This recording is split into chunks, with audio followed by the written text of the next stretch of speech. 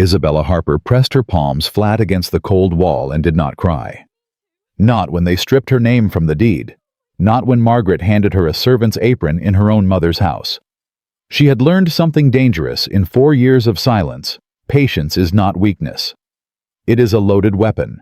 And on the morning a black carriage rolled through the iron gates bearing a seal, no one in Whitmore County had ever seen Isabella finally allowed herself one small, quiet smile. If you're new here, subscribe and follow this story all the way to the end, and drop your city in the comments, so I can see how far this tale has traveled. The summer of 1812 arrived in Whitmore County, Virginia, the way grief does, quietly without permission, and with no intention of leaving. Isabella Harper was 23 years old, and she had spent the last 4 of those years learning how to become invisible. It was not a skill she had chosen. It was one that had been forced upon her, the way a foot forces a nail into wood, one deliberate blow at a time, by the woman who now sat at the head of the dining table that had once belonged to Isabella's mother, sipping tea from a cup that had once belonged to Isabella's grandmother, in a house that had once, by every right of blood and love and law, belonged to Isabella herself. That woman was Margaret Whitmore Harper, and she was smiling. "You've set the silverware incorrectly again," Margaret said without looking up from her cup. Her voice was the kind of soft that had edges. "The fish fork goes on the outside. How many times must I explain something so elementary?" Isabella set down the serving tray. She straightened the fork. She said nothing. Margaret finally looked up. Her eyes moved over Isabella the way a landlord's eyes move over a property he considers depreciating. Measuring, calculating, mildly disappointed. "You really have no natural grace, do you?" Margaret said. It wasn't a question. "Your mother had some, I'm told. A pity it didn't pass." Across the table, Margaret's daughter Cecilia laughed a bright, careless sound, the kind that belongs to girls who have never once worried about whether they were allowed to laugh. "She moves like a field hand," Cecilia said, cutting into her toast. "Father must have been blind." "Your father," Margaret said smoothly, returning her gaze to her cup, "was a generous man with poor judgment, which is precisely why the estate required proper management after his passing." Isabella picked up the tray. She walked toward the kitchen. She counted her steps the way she always did, 1, 2, 3, 4, because counting was the only thing that kept the heat behind her eyes from becoming something visible, something Margaret could use against her. 14 steps to the kitchen door. She made it to 13 before Margaret spoke again. "Isabella." She stopped. "You will attend to the east garden this afternoon. The hedgerows need cutting, and do wear something appropriate. We have no desire to explain your presence to anyone who might come calling." Isabella turned just enough to be polite. "Yes, ma'am," she said. She went through the door, and she pressed her back against the cool stone wall of the kitchen corridor and breathed one long, slow breath until the heat behind her eyes retreated again to wherever it lived between moments like this. Ruth the cook glanced over from the fire. She was a wide, solid woman with gray threading through her brown hair and a face that had long since stopped pretending the world was fair. "Don't let her see it," Ruth said quietly. "That's what she wants." "I know," Isabella said. "You eaten this morning?" "I'm fine." "That ain't what I asked." Isabella almost smiled. "No, ma'am, I haven't." Ruth cut a thick slice of bread, slapped butter across it, and set it on the corner of the work table without ceremony. No fuss, no pity, just bread. It was the kindest thing anyone in this house had done for Isabella in recent memory. She had not always lived like this. There had been a time not so long ago that she'd forgotten it, not so recent that it didn't feel like something that had happened to another girl entirely, when Whitmore House had been full of warmth. Her father, Charles Harper, had been a merchant of considerable success. Tobacco, timber, a fleet of trading vessels that ran between Virginia and Boston, and in the good years as far as London. He had built Whitmore House with the kind of pride that men of his era wore openly, without apology, proud of what he'd made, proud of the wife who'd stood beside him, proud of the daughter, who he'd always said had her mother's eyes, and his stubbornness in equal measure. Her mother had died when Isabella was 12. For 3 years after it had been just the two of them, Charles and Isabella, and those years had been quiet and a little sad. And also, somehow the years Isabella would later think of as the last truly safe ones. Then Charles had met Margaret Whitmore.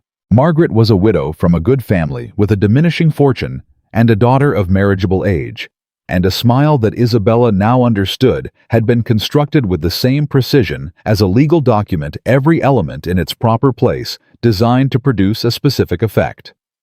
Charles Harper had never been a stupid man, but he had been a lonely one, and loneliness, Isabella had learned, makes fools of even the best of people. They married in the autumn of 1808.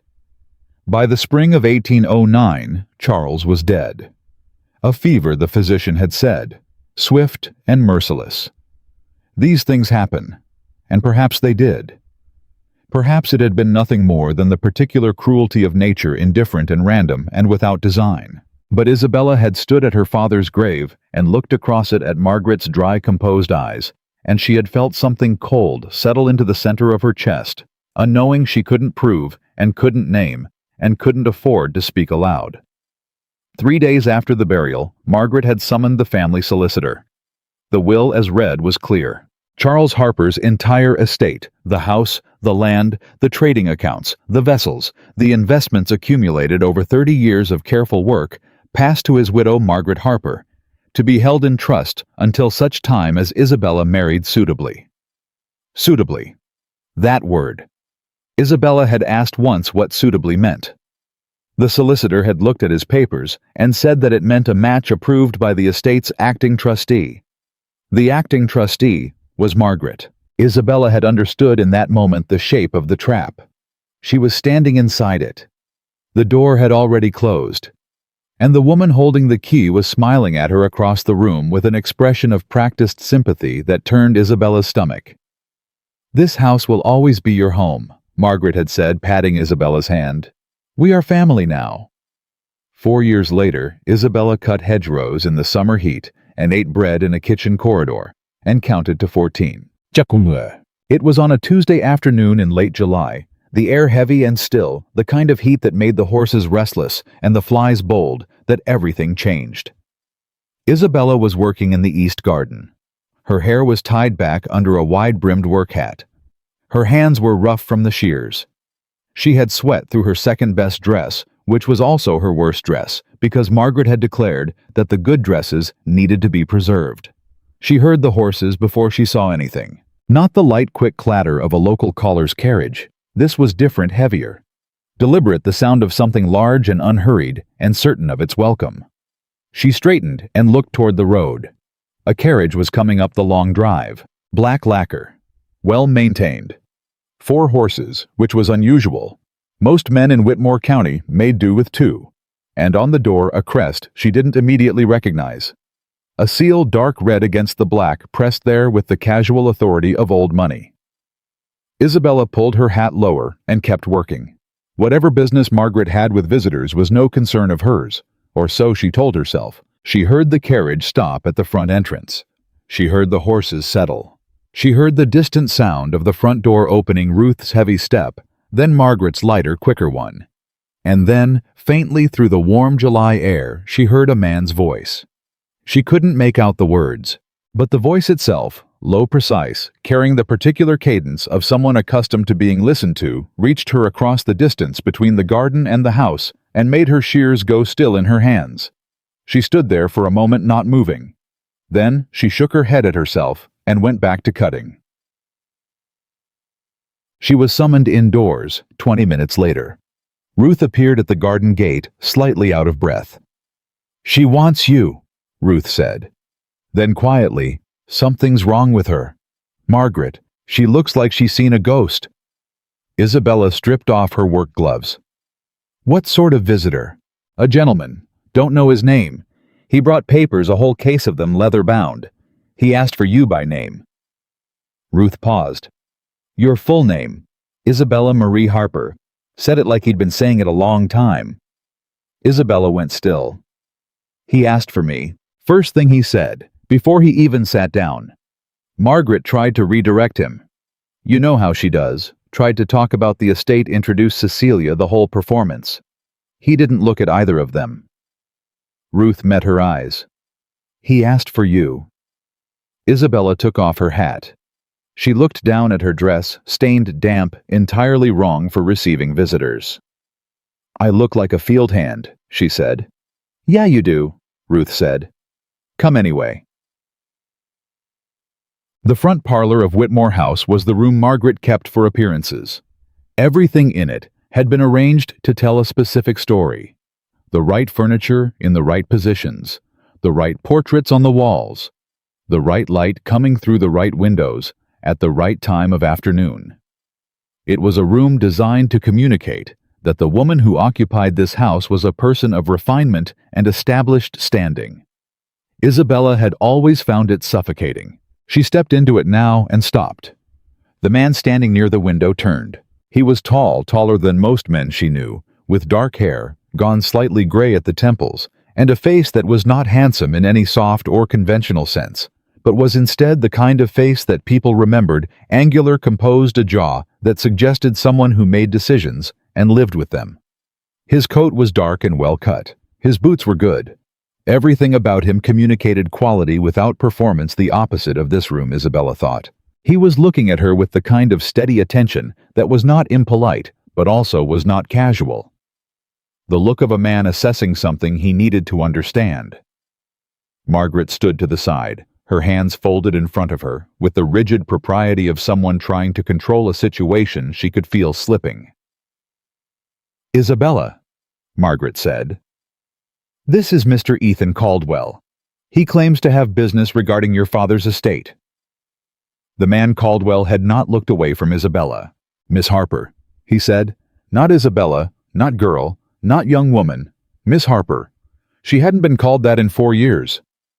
The sound of it landed somewhere in the center of her chest and sat there solid and strange. "Mr. Caldwell," she said. "Forgive my appearance. I wasn't informed we were expecting a visitor." Something moved briefly in his expression. Not quite a reaction, more like the acknowledgement of information filed and understood. "The fault is mine," he said. "I should have sent word ahead. Please sit, Miss Harper. I have a great deal to discuss with you." "Any business regarding this estate," Margaret said smoothly, "is properly directed through me as acting trustee. I am certain whatever documents you've brought can be—" "Mrs. Harper." Caldwell's voice didn't rise. It didn't need to. It simply stopped Margaret the way a wall stops forward motion, complete and immediate. "With respect, the documents I've brought are addressed to your stepdaughter. The business I have is with her. Your presence is welcome if Miss Harper wishes it, but it is not required." Silence. Absolute crystalline silence. Isabella looked at Margaret's face and saw something she had never seen there before in 4 years. Not anger, not contempt. Fear. "Sit, please," Caldwell said again to Isabella and gestured to the chair across from where he'd set the leather case. Isabella sat. He did not open the case immediately. He sat across from her, folded his hands on his knee, and looked at her with that same steady, assessing attention. And then he said something she hadn't expected. "How long have you been working the gardens yourself?"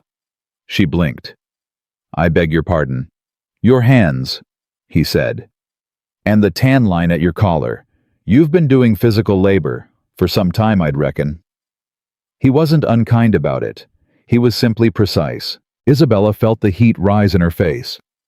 "I help maintain the estate," she said carefully. "In what capacity?" "In whatever capacity is needed." "Are you paid for this work?" From across the room, Margaret made a small sound, the beginning of an interjection. "Mrs. Harper," Caldwell said without looking away from Isabella. "I'll ask you again to allow your stepdaughter to speak." Silence. Isabella looked at him. He was still watching her, waiting. "No," she said. "I am not paid. Are you given an allowance, access to the estate accounts, any financial provision for your personal needs?" "No."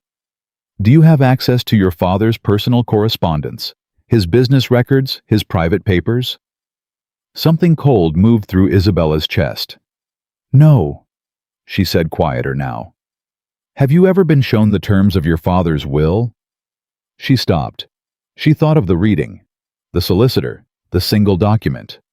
Margaret's composed expression. "I was present at the reading," she said.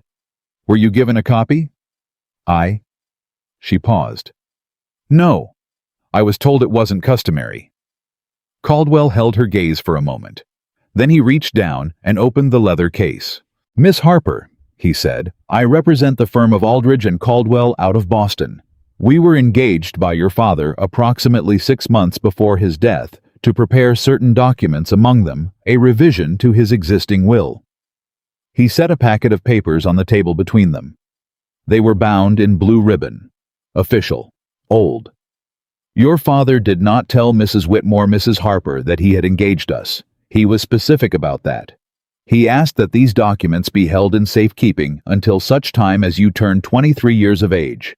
Isabella looked at the papers. She did not touch them. "I turned 23, she said, in March." "I know," Caldwell said. "I apologize for the delay.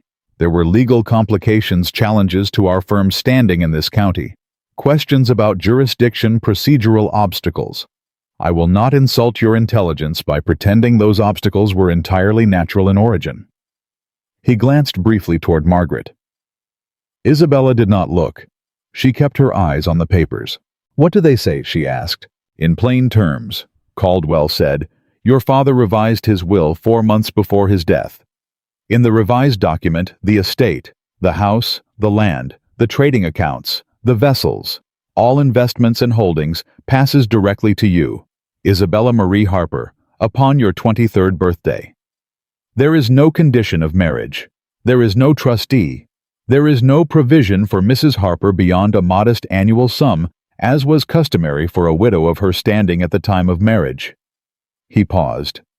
"The document signed 6 months before your father's death, which was read at the probate hearing, is not the document your father signed 6 months before his death." The room was very quiet. Isabella heard her own breathing. "You're saying," she said slowly, "that the will that was read at my father's funeral was not the will your father actually signed, correct?" "That's an extraordinary claim," Margaret said from behind her. Her voice was steady, practiced. "And an extraordinarily serious accusation." "It is," Caldwell agreed pleasantly. "Which is why I've brought 3 separate legal opinions, the signed testimony of 2 witnesses who were present when Mr. Harper executed the revised document, and the authenticated seal of our firm's senior partner." He reached into the case again. "I've also brought the financial records of this estate for the past 4 years, subpoenaed through the county court on behalf of our client, that being Miss Harper, which I believe will be of considerable interest to the magistrate when this matter goes before him." Margaret said nothing. Isabella looked at her hands rough-stained, the hands of someone who'd been cutting hedges in the July heat because she'd been told to. Her hands, in her own house. "There's something else," Caldwell said. She looked up. His expression had shifted, not softer exactly, but more careful. The way someone looks when they're about to say something they've rehearsed because they wanted to get it right. "Your father wrote you a letter," he said. "It came with the documents. He asked us to deliver it personally, into your hands only." He reached into the case one final time and produced a single envelope folded, sealed with wax. Her name on the front in her father's handwriting. Isabella stared at it. She had not seen her father's handwriting in 4 years. "I'll leave you to read it privately," Caldwell said, rising. "There's no rush. The legal proceedings are already in motion. They will proceed regardless of what you choose to do. But I wanted you to have it before anything else happened."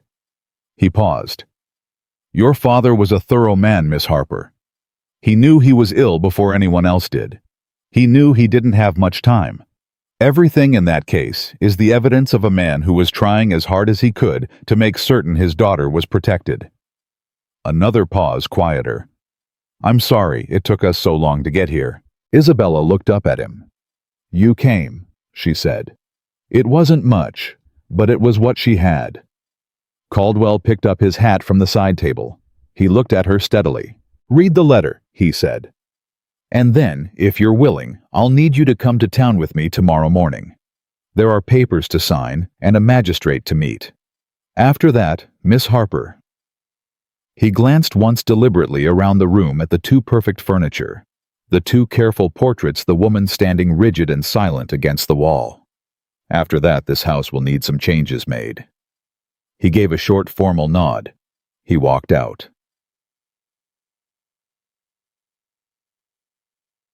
The silence after Caldwell left was the loudest Isabella had ever heard. She sat with the letter in her hands. She hadn't opened it yet. She didn't know if she could not hear not with Margaret's eyes on her like two cold points of light. Margaret moved.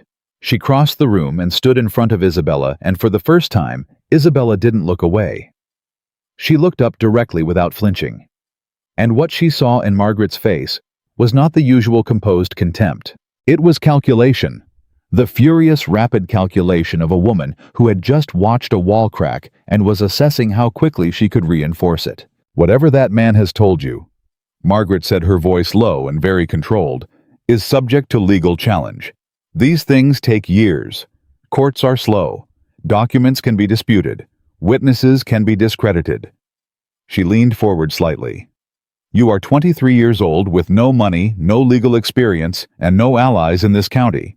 Think very carefully about what you do next." Isabella looked at her. She thought about 14 steps to the kitchen door. She thought about bread on the edge of a work table. She thought about 4 years of counting. "Margaret," she said. It was the first time she'd said her stepmother's name without the title. The first time in 4 years. Something flickered in Margaret's eyes. "I have thought carefully," Isabella said. "I've had 4 years to do nothing else." She stood. She was not as tall as Margaret, but she stood as though she were. "I'll be in town tomorrow morning. If you'd like to retain your own legal counsel, I'd suggest you do so tonight." She walked to the door. "Isabella." Margaret's voice came out sharper than usual, the smoothness cracking at the edges. "You have no idea what you're walking into. You have no idea what I know exactly what you are," Isabella said. She didn't turn around. "I've known for 4 years. I was just waiting for someone to put it in writing." She walked out of the parlor. She walked down the corridor. She walked up the stairs to the small room in the east wing. The servant's room, essentially, that she'd been given after her father died, when her own bedroom had been quietly reassigned to Cecilia, and she sat on the edge of the narrow bed, and she held her father's letter in both hands. The wax seal was still unbroken. Her name on the front, her full name, Isabella. Marie, in her father's careful hand, looked up at her like something that had been waiting a very long time to be seen. She broke the seal. She read. And for the first time in 4 years, Isabella Harper wept. Not from despair. From something far more complicated than that grief and fury, and a love so old and stubborn, it had survived everything that had been done to bury it. Her father had known. He had known, and he had tried, and he had left her every weapon he could forge in the time he had left. She was not poor. She had never been poor. She had simply been waiting in a house that was hers, on land, that was hers, cutting hedgerows with hands that belonged to the woman who owned everything around her. For the moment, the truth finally had enough room to stand up straight. That moment, it seemed, was tomorrow morning. Isabella folded the letter carefully. She pressed it to her chest. Outside the window, the July heat was beginning to soften into evening. The light going gold and long across the fields her father had once walked with her when she was small, when the world had seemed like something that would always hold. She breathed in. She breathed out. She was not the girl who had stood at her father's grave 4 years ago, helpless and hollow and not yet understanding what had been taken from her. She was 23 years old. She knew what had been taken, and tomorrow she was going to begin the work of taking it back. She didn't sleep. Not truly. She lay on the narrow bed in the east wing room and stared at the ceiling and listened to the house settle around her. The creak of old timber, the distant sound of a door closing somewhere below, the particular silence that falls over a place when the people inside it are all awake and pretending otherwise. She had read her father's letter 4 times. She knew it by heart now. Every word. Every pause between words. She could hear his voice in the sentences, careful, measured, the voice of a man who had learned too late that some dangers don't announce themselves. Isabella Marie, he had written. If you are reading this, then Caldwell found you, and you are 23, and I am sorry it took this long. I am sorry for a great many things. But I need you to understand something before anything else. What happened to this family was not your fault, and it was not the result of weakness, and you are not. You have never been what she has tried to make you believe you are. You are your mother's daughter, and your mother was the bravest woman I ever knew. The documents Caldwell carries will tell you what was done. I need this letter to tell you why I didn't stop it sooner. I was sick before the wedding.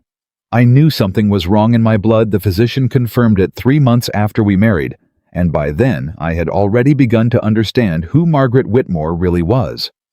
By then, it was already complicated. I made mistakes, Isabella.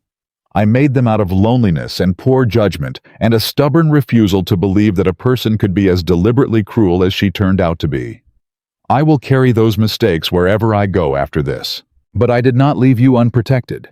I want you to know that. Whatever she has told you about the estate, about the will, about what you are owed, she is wrong. And I have spent the last months of my life making certain that the truth has enough teeth to survive her. Trust Caldwell.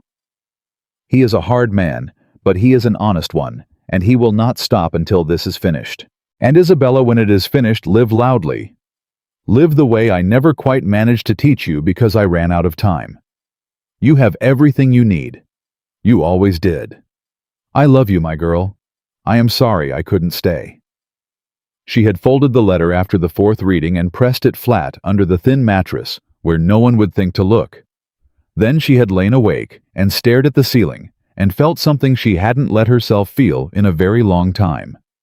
Anger. Clean, cold, structural anger. Not the hot, helpless kind that exhausted itself against walls, but the kind that knew where it was going and was in no particular hurry to get there.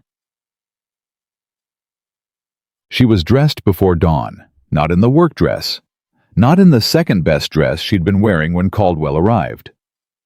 She went to the back of the wardrobe, past the 2 plain day dresses Margaret had decreed appropriate for her station, to the very back where she had kept quietly, carefully folded in cloth, the gray wool dress that had been her mother's. It was not fashionable. It was 15 years old. But it was well made, and it was dignified, and it had belonged to a woman who had walked through this world with her head up. Isabella put it on. She looked at herself in the small mirror above the washstand. She thought like someone's daughter. She looked like herself. She went downstairs.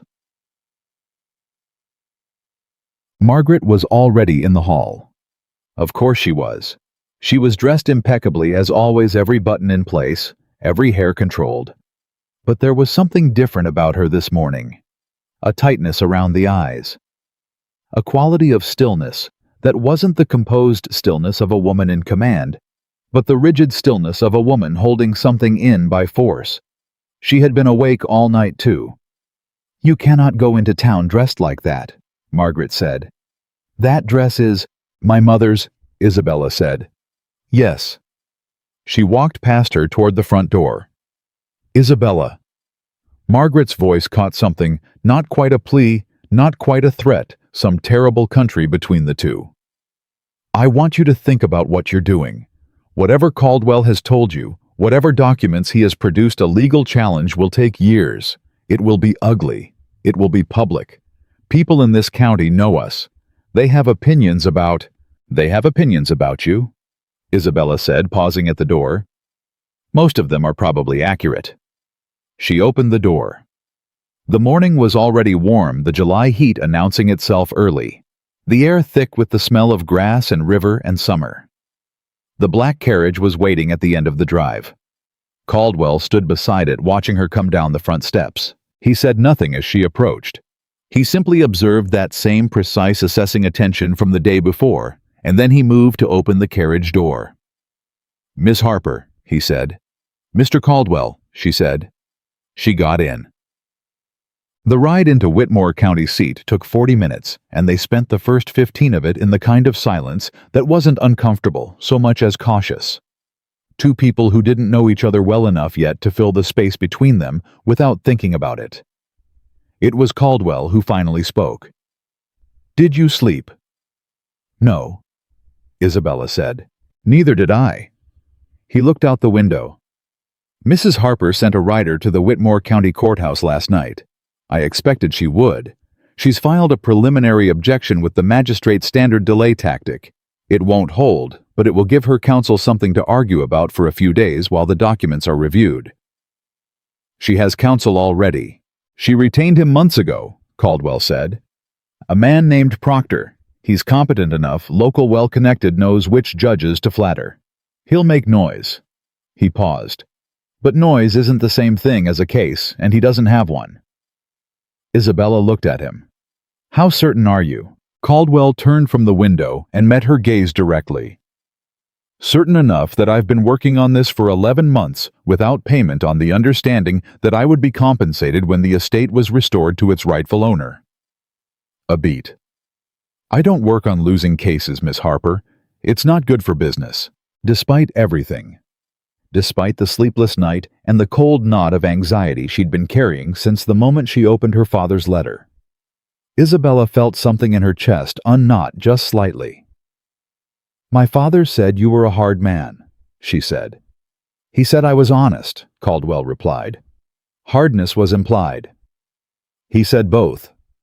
Something crossed Caldwell's face, brief, controlled, and gone quickly, but she'd seen it.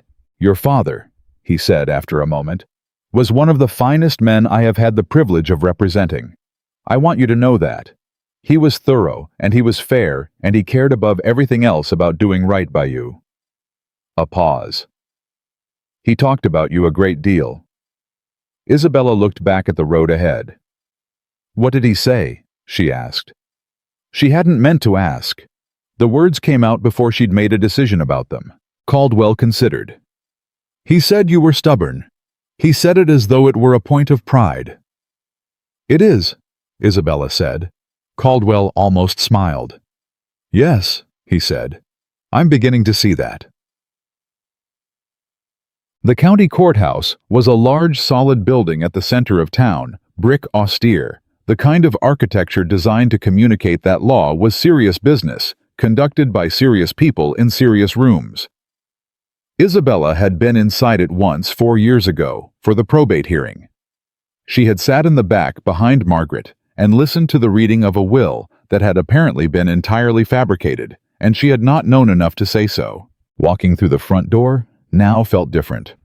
Caldwell's associate met them inside a younger man named Pierce, sharp-eyed and efficient, carrying a second leather case that clanked faintly with the sound of documents.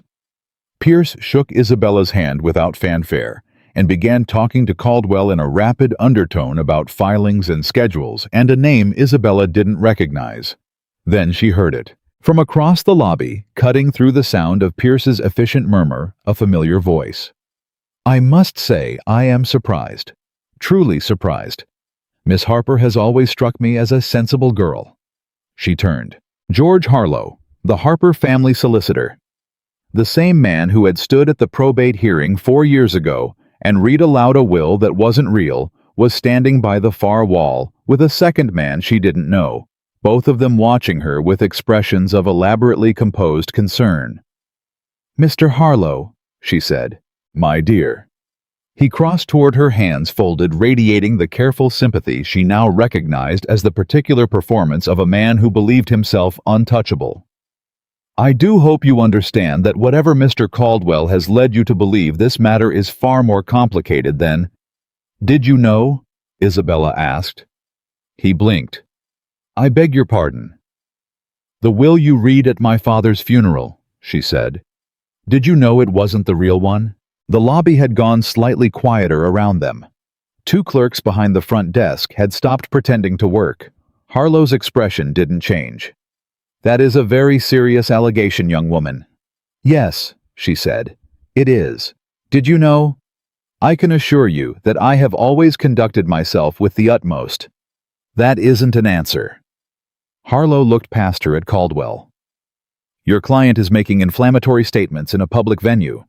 I'd advise you to—" My client, Caldwell said pleasantly, coming to stand beside Isabella, asked you a direct question. You've chosen not to answer it, which is informative. He looked at Harlow with an expression of professional courtesy that somehow managed to be completely withering. Good morning, Mr. Harlow. I believe the magistrate is expecting us. Don't let us keep you. He touched Isabella's elbow lightly, the briefest contact directing rather than guiding, and they walked past Harlow and toward the stairs. Isabella did not look back, but she heard Harlow's voice behind her dropped low, speaking to the man beside him. She heard the word mistake. She heard the word catastrophic. Good, she thought. The meeting with the magistrate lasted 3 hours. Magistrate Thomas Alden was a gray-haired man in his 60s, with the permanently skeptical expression of someone who had heard too many people claim to have been wronged.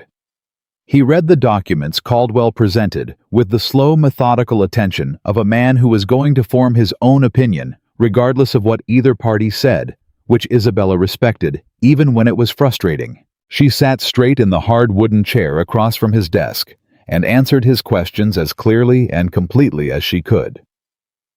When did your father remarry? Spring of 1808. When did he die? March of 1809. Were you present at the probate hearing? Yes. Were you given the opportunity to review the will before it was read? No. Did you have access to your father's private papers at any point after his death? No. Were you aware of any business relationship between your father and the firm of Aldridge and Caldwell? No, not until yesterday. Alden wrote things down. He asked Caldwell questions. He asked Pierce questions. He looked at documents for long stretches of time with the unhurried focus of a man for whom hurrying had never produced satisfactory results. At the end of the 3rd hour, he set down his pen and looked at Isabella over the top of his glasses. Miss Harper, he said, what you are alleging, what these documents allege, is not a minor irregularity. If the evidence holds under scrutiny, we are talking about the deliberate falsification of a legal document, sustained financial fraud over a period of 4 years, and the unlawful deprivation of an inheritance. He paused. These are serious crimes. Yes, sir, Isabella said. They are. Are you prepared for what this process will require? It will not be brief. It will not be private. The people involved will fight this, and some of them have significant standing in this county. Isabella thought of Harlow's face. She thought of Margaret's voice at the door that morning, that terrible country between plea and threat. I have been waiting 4 years, she said quietly. I'm prepared to wait a little longer if it means it's done correctly. Alden studied her for a moment. Then he made a note. I am issuing a preliminary injunction, he said. Effective immediately, the assets of the Harper estate are frozen pending full legal review. No property can be sold, transferred, or encumbered without court approval. Mrs. Harper's authority as trustee is suspended during the review period. He looked up. Do you have somewhere to stay, Miss Harper? It may not be advisable to return to the estate until... She has accommodations, Caldwell said before Isabella could answer. She looked at him. He was looking at the magistrate and not at her. Very well, Alden said. Mr. Caldwell, I expect a full brief on my desk by Friday. We'll convene a formal hearing in 3 weeks' time. He stood. Meeting over. Isabella stood too. Her legs were steadier than she'd expected. They were outside on the courthouse steps when she turned to Caldwell. What accommodations? She asked. He was watching the street below them with the alert stillness of a man who was always on some level cataloging his surroundings. My firm maintains rooms at the Whitmore Inn, he said. There's a room booked in your name for the duration of the proceedings. Your father included provision for it in the retainer. He glanced at her. He thought of everything. Isabella looked at the street. She thought of the East Wing room, the narrow bed, the thin mattress, the mirror above the washstand that was too small to see yourself clearly in.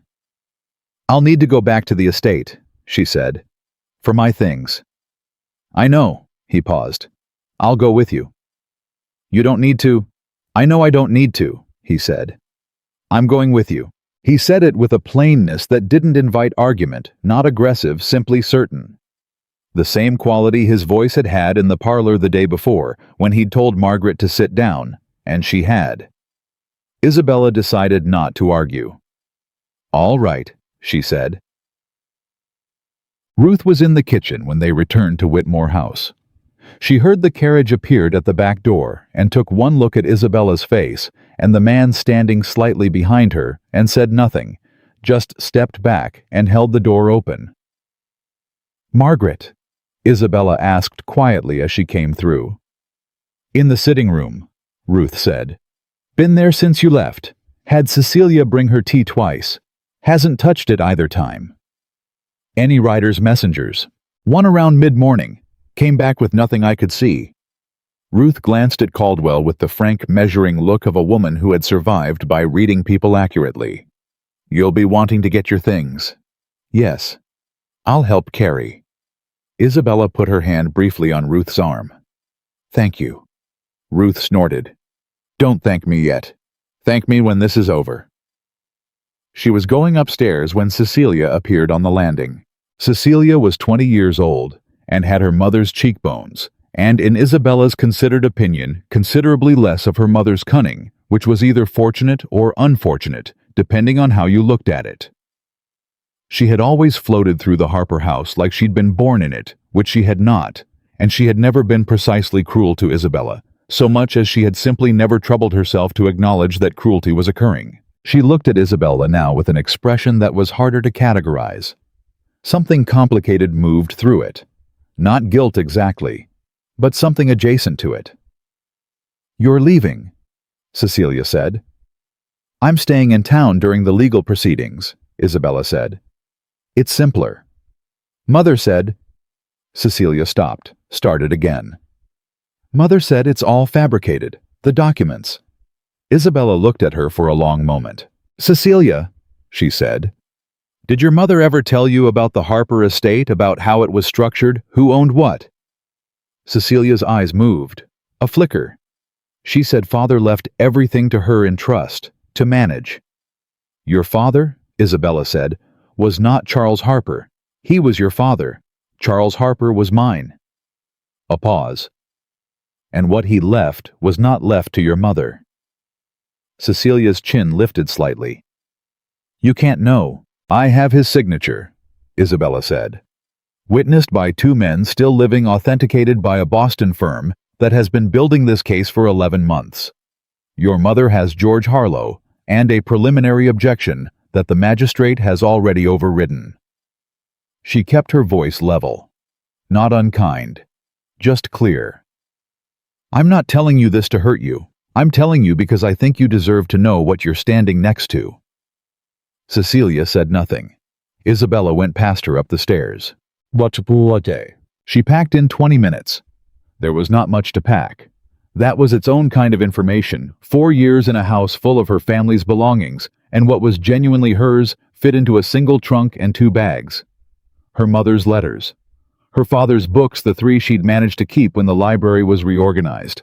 A small portrait no larger than her hand that had hung in her parents' room, and which Margaret had apparently considered too small and too old to bother relocating.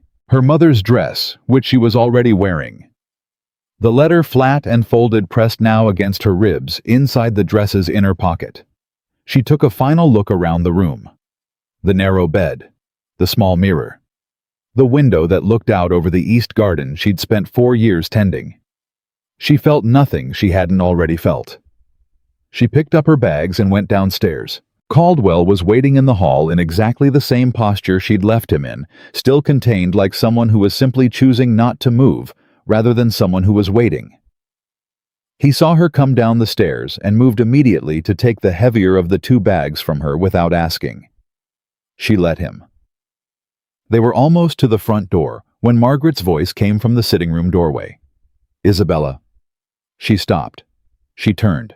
Margaret stood in this doorway of the sitting room with her arms at her sides, and her face absolutely composed, and her eyes doing that rapid calculating thing they'd been doing since Caldwell walked into this house yesterday afternoon. "You think this is simple," Margaret said.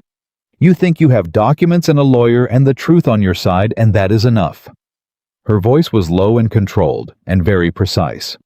"I have lived in this county for 14 years. I have relationships with every person of consequence within a day's ride. I have friends on the board of the bank your father used, and friends who sit in the same church as the magistrate's wife, and friends who have long memories for the kinds of stories that attach themselves to young women who make accusations against their families." She paused. "I am telling you as clearly as I can that you have no idea how this world works." Isabella looked at her. She thought about the letter under the mattress that she'd already rescued and was carrying against her ribs. She thought about 3 hours in a hard wooden chair and a magistrate who wrote things down. She thought about Caldwell standing slightly behind her and to the left saying nothing, because he'd already said everything that needed saying in a Boston courtroom 11 months ago. "Margaret," she said. Her voice came out quieter than she'd expected, quieter and more certain. "I grew up in this house. I know every family you're talking about. I know their children. I went to church with their wives." A pause.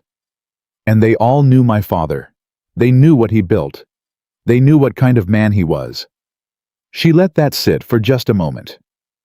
"How many of them do you think are going to stand beside a woman who forged his will once they know what was done?" Margaret's jaw moved. "Proof," she said. "You need proof." "I have it," Isabella said. She turned back to the door. "You have copies," Margaret said sharply behind her. "Copies a lawyer produced from a Boston office no one here has heard of. You have the word of men your father hired in secret in the last months of his life when his mind was—" "Mr. Caldwell." Isabella said it without turning around. "Miss Harper, is there anything she can say in this hall right now that changes the legal status of what was filed this morning?" A beat. "No," Caldwell said. "Thank you." She opened the front door. The summer heat poured in full and real and indifferent to all of it. The carriage waited at the end of the drive. The horses shifted in their traces. The world outside was enormous and loud and entirely unaware that anything had changed inside this house. But it had. Isabella stepped through the door and onto the front steps and breathed in the July air of what was legally and actually, and at long last, her estate. That night, in a clean, quiet room at the Whitmore Inn, she sat at the small writing desk and wrote 3 letters. The first was to her father's former business partner in Boston, a man named Aldrich, who had known Charles Harper for 20 years. And who, had she now remembered, been notably absent from the funeral and everything following it. She wrote asking for a meeting. She wrote it in the careful formal language her father had taught her for correspondence that mattered. The second letter was to a woman named Clara Simmons, whose husband had worked for her father's trading company, and who had once, very quietly and very briefly, pulled Isabella aside at the market and said, "If you ever need someone to say what they saw, you come find me." Isabella had not known what she meant at the time. She thought she understood now. The third letter was shorter and took her longest to write. It was to no one. Or rather, it was to herself. She wrote it the way she'd heard people write in journals without intention to show it to anyone, because there are thoughts that need to be outside your head before they can be finished with. "I was not wrong to wait," she wrote. "I did not have enough before to fight with. And fighting before you have enough only tells your enemy where your weakness is. But I have enough now. And I am not waiting any more." She folded the third letter and burned it in the candle flame. She went to bed.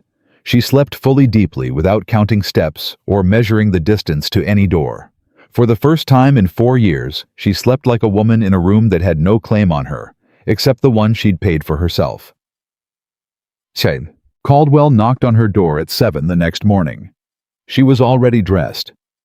He looked at her when she opened the door with that same assessing attention, though something in it was shifting, she thought.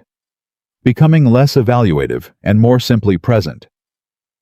"Harlow's been to see the magistrate," he said without preamble. Early before the courthouse opened, he was waiting on the steps. Isabella picked up her gloves. "What did he say?"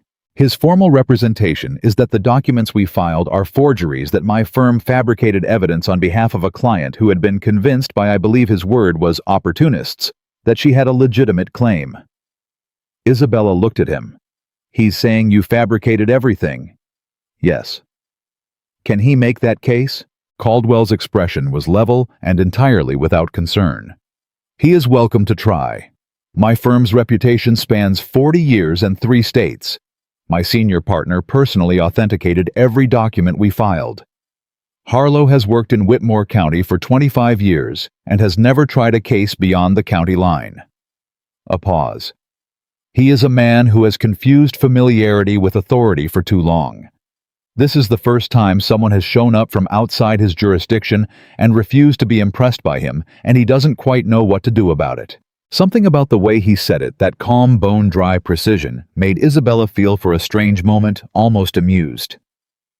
"You've dealt with men like him before," she said. "Frequently," Caldwell said. "They are the same everywhere. The names change." He met her eyes. "They always underestimate the paperwork." She put on her gloves. "What happens today?" she asked. "Today," he said, "we go back to the courthouse.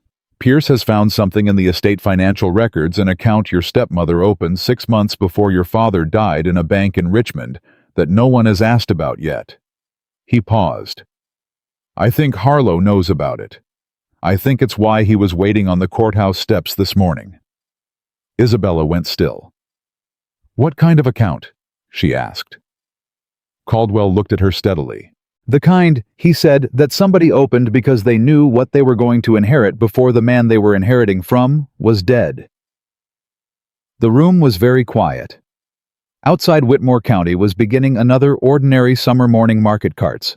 Voices, the distant sound of horses on cobblestone, a town completely unaware that its most respectable widow's most careful secret was about to be carried into a courthouse in a leather legal case. Isabella picked up her bag. "Then let's not keep them waiting," she said. She walked out the door, and this time she didn't count her steps. The Richmond account had a name on it. Not Margaret Harper. Not Margaret Whitmore. Not any name that connected directly to the woman who had spent 4 years sipping tea from Isabella's grandmother's cups in Isabella's mother's house. The name on the account was Eleanor Voss. Pierce found it at 8:30 in the morning, 40 minutes after they arrived at the courthouse, and he came through the records room door with the particular quality of controlled urgency that people develop when they've found something significant and are trying not to announce it too loudly in a public building. He set the paper in front of Caldwell without a word. Caldwell read it. His expression didn't change, but his stillness deepened the way a man goes still when he's thinking very fast and doesn't want anyone to see how fast. "Eleanor Voss," Isabella said, reading over his shoulder. "Who is that?" That, Caldwell said, is a question I should have asked 11 months ago. He looked at Pierce. "How long has this account been active?" "First deposit February 1809, Pierce said. 1 month before Charles Harper died. The room was quiet. Isabella did the arithmetic without being asked. February 1809. Charles Harper died in March. The will was read in April. She was already moving money, Isabella said. Before he was dead. Before he was dead, Caldwell confirmed. He stood up. "Pierce, I need everything on Eleanor Voss. Birth records, marriage records, property records in Richmond and anywhere adjacent. I need it before this afternoon." He picked up his coat. "And I need someone at that Richmond bank today." "Already sent a rider," Pierce said. Caldwell looked at him. "I sent him an hour ago," Pierce said with the faint smugness of a man who had anticipated correctly. "When I first saw the account name." Caldwell almost smiled. "Good man." Isabella looked at the paper again. Eleanor Voss. The name meant nothing to her, and yet it had received money from what she was increasingly certain had been her father's estate in the month before her father's death, opened by a woman who had been carefully invisible until this moment. "She's real," Isabella said. "Eleanor Voss. She's a real person." "Almost certainly," Caldwell said, "which means Margaret had a collaborator. Which means," Caldwell said carefully, "that this may be considerably larger than one woman and one forged will." He said it quietly. But in the spare records room of the Whitmore County Courthouse, with morning light coming through the single window, and Pierce already reaching for his next file, the words landed with the weight of something that had been true for a long time and was only now being named. Isabella straightened. "Then let's find out how large," she said. Miaotian. They were back in Magistrate Alden's office by 10 o'clock. Alden looked at the Eleanor Voss documentation with the same slow, deliberate attention he gave. Everything read it twice. Set it down, picked it up, and read a specific section. A third time, set it down again. Harlow was also in the room. He had been there when they arrived, which meant someone had told him they were coming, which meant someone in this courthouse was passing information to Margaret's side of this case. Caldwell had noted it without commenting. Isabella had noted him noting it and filed it away. Harlow looked at the Eleanor Voss document when Alden set it on the desk between them, and something happened in his face that he couldn't entirely control. A tightening. A fractional adjustment of his expression that lasted less than a second, but was visible to anyone watching for it. Isabella was watching for it. This account, Alden said, predates Mr. Harper's death by approximately 1 month. Mr. Caldwell, what is your interpretation of its significance? We believe Eleanor Voss is either a fictitious identity created by Mrs. Harper or a real individual working in cooperation with her, Caldwell said.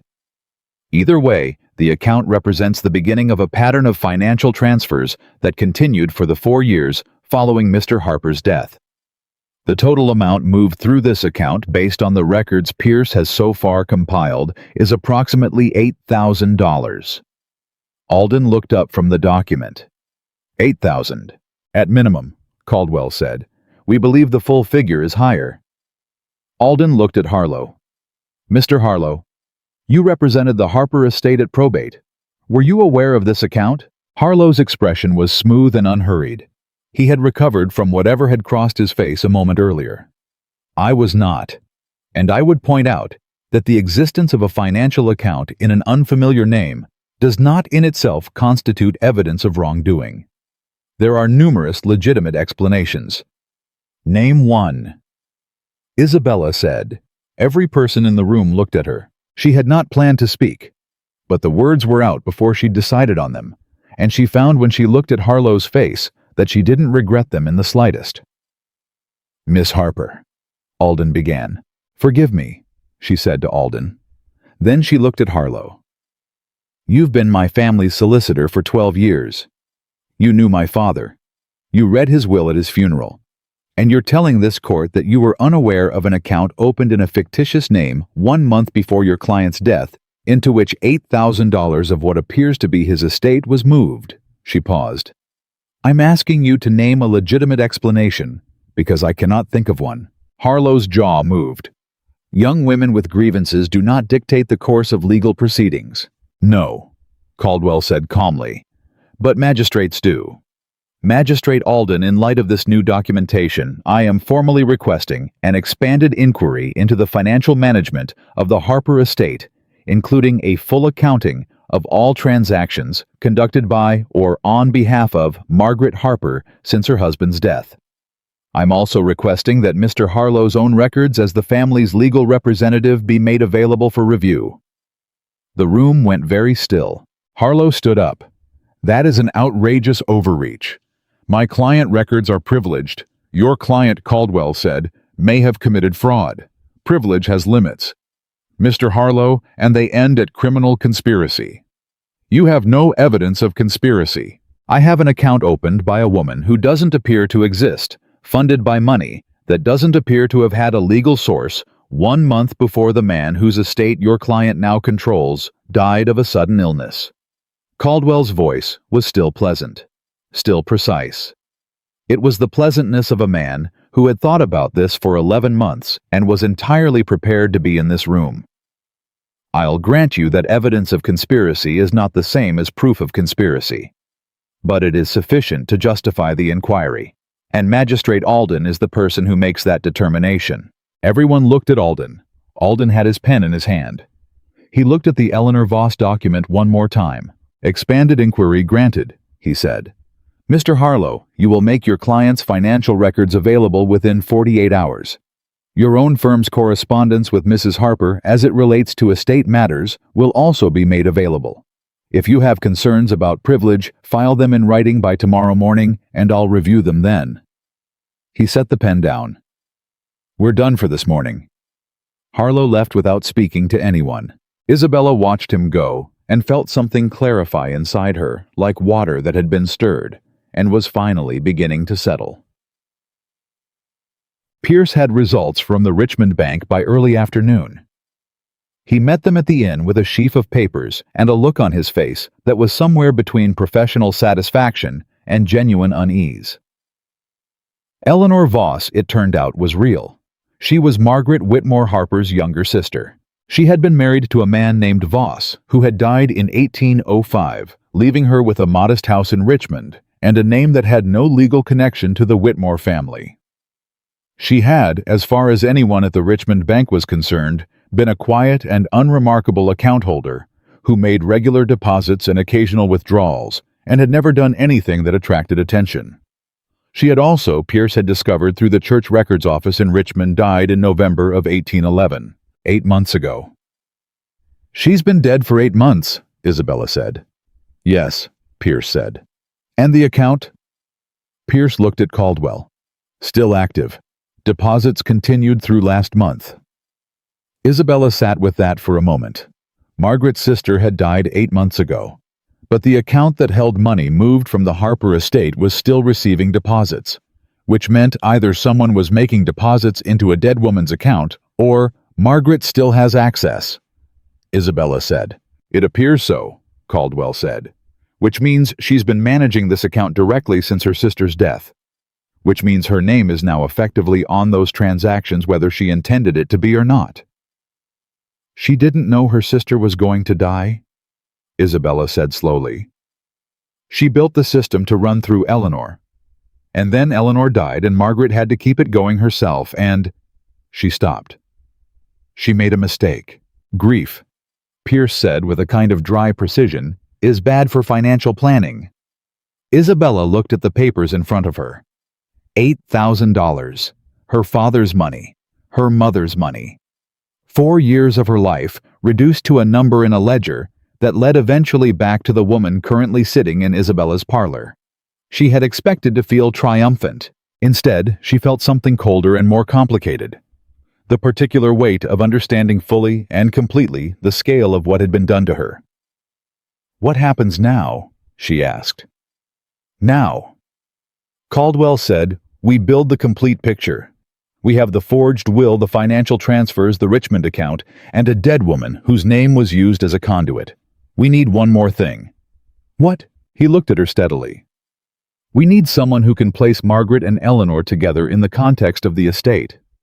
Someone who knew both of them, who saw something, who has been sitting on it for 4 years because they didn't know who to tell or were afraid to. He paused. You sent a letter to Clara Simmons last night. Isabella went still. How do you know about that? I don't know what you wrote, he said. I know you were at the desk when I passed your door at 11 o'clock, and I know Clara Simmons was married to one of your father's former employees, and I know her name is in the estate worker records as someone who was present at Whitmore House during the period in question. A pause. Your father said you were stubborn. He didn't mention perceptive. He should have. Isabella looked at him. She wasn't sure if she should be irritated or reassured by how closely he'd apparently been paying attention. She settled reluctantly on reassured. Clara saw something, Isabella said. She told me once briefly at the market that if I ever needed someone to say what they saw, I should come find her. I didn't understand what she meant at the time. And now I think she saw Margaret and Eleanor together. Here. At the house, during the period when my father was ill. Caldwell was quiet for a moment. If she'll testify to that. She'll testify, Isabella said. She's been waiting for someone to ask her. She said it with a certainty she hadn't quite known she possessed until the words were out. Caldwell looked at her for a moment, that steady assessing attention that was she'd noticed gradually becoming less about assessment and more about something else she didn't have a name for yet. "Then we need to go see Clara Simmons," he said. But Clara Simmons lived in a small, well-kept house on the edge of town, and she opened the door before they'd finished climbing the front steps, which meant she'd been watching for them. She was a compact, practical-looking woman somewhere in her mid-40s with gray beginning at her temples, and the kind of face that had strong opinions and wasn't apologetic about it. She looked at Isabella, and then at Caldwell, and then at Isabella again.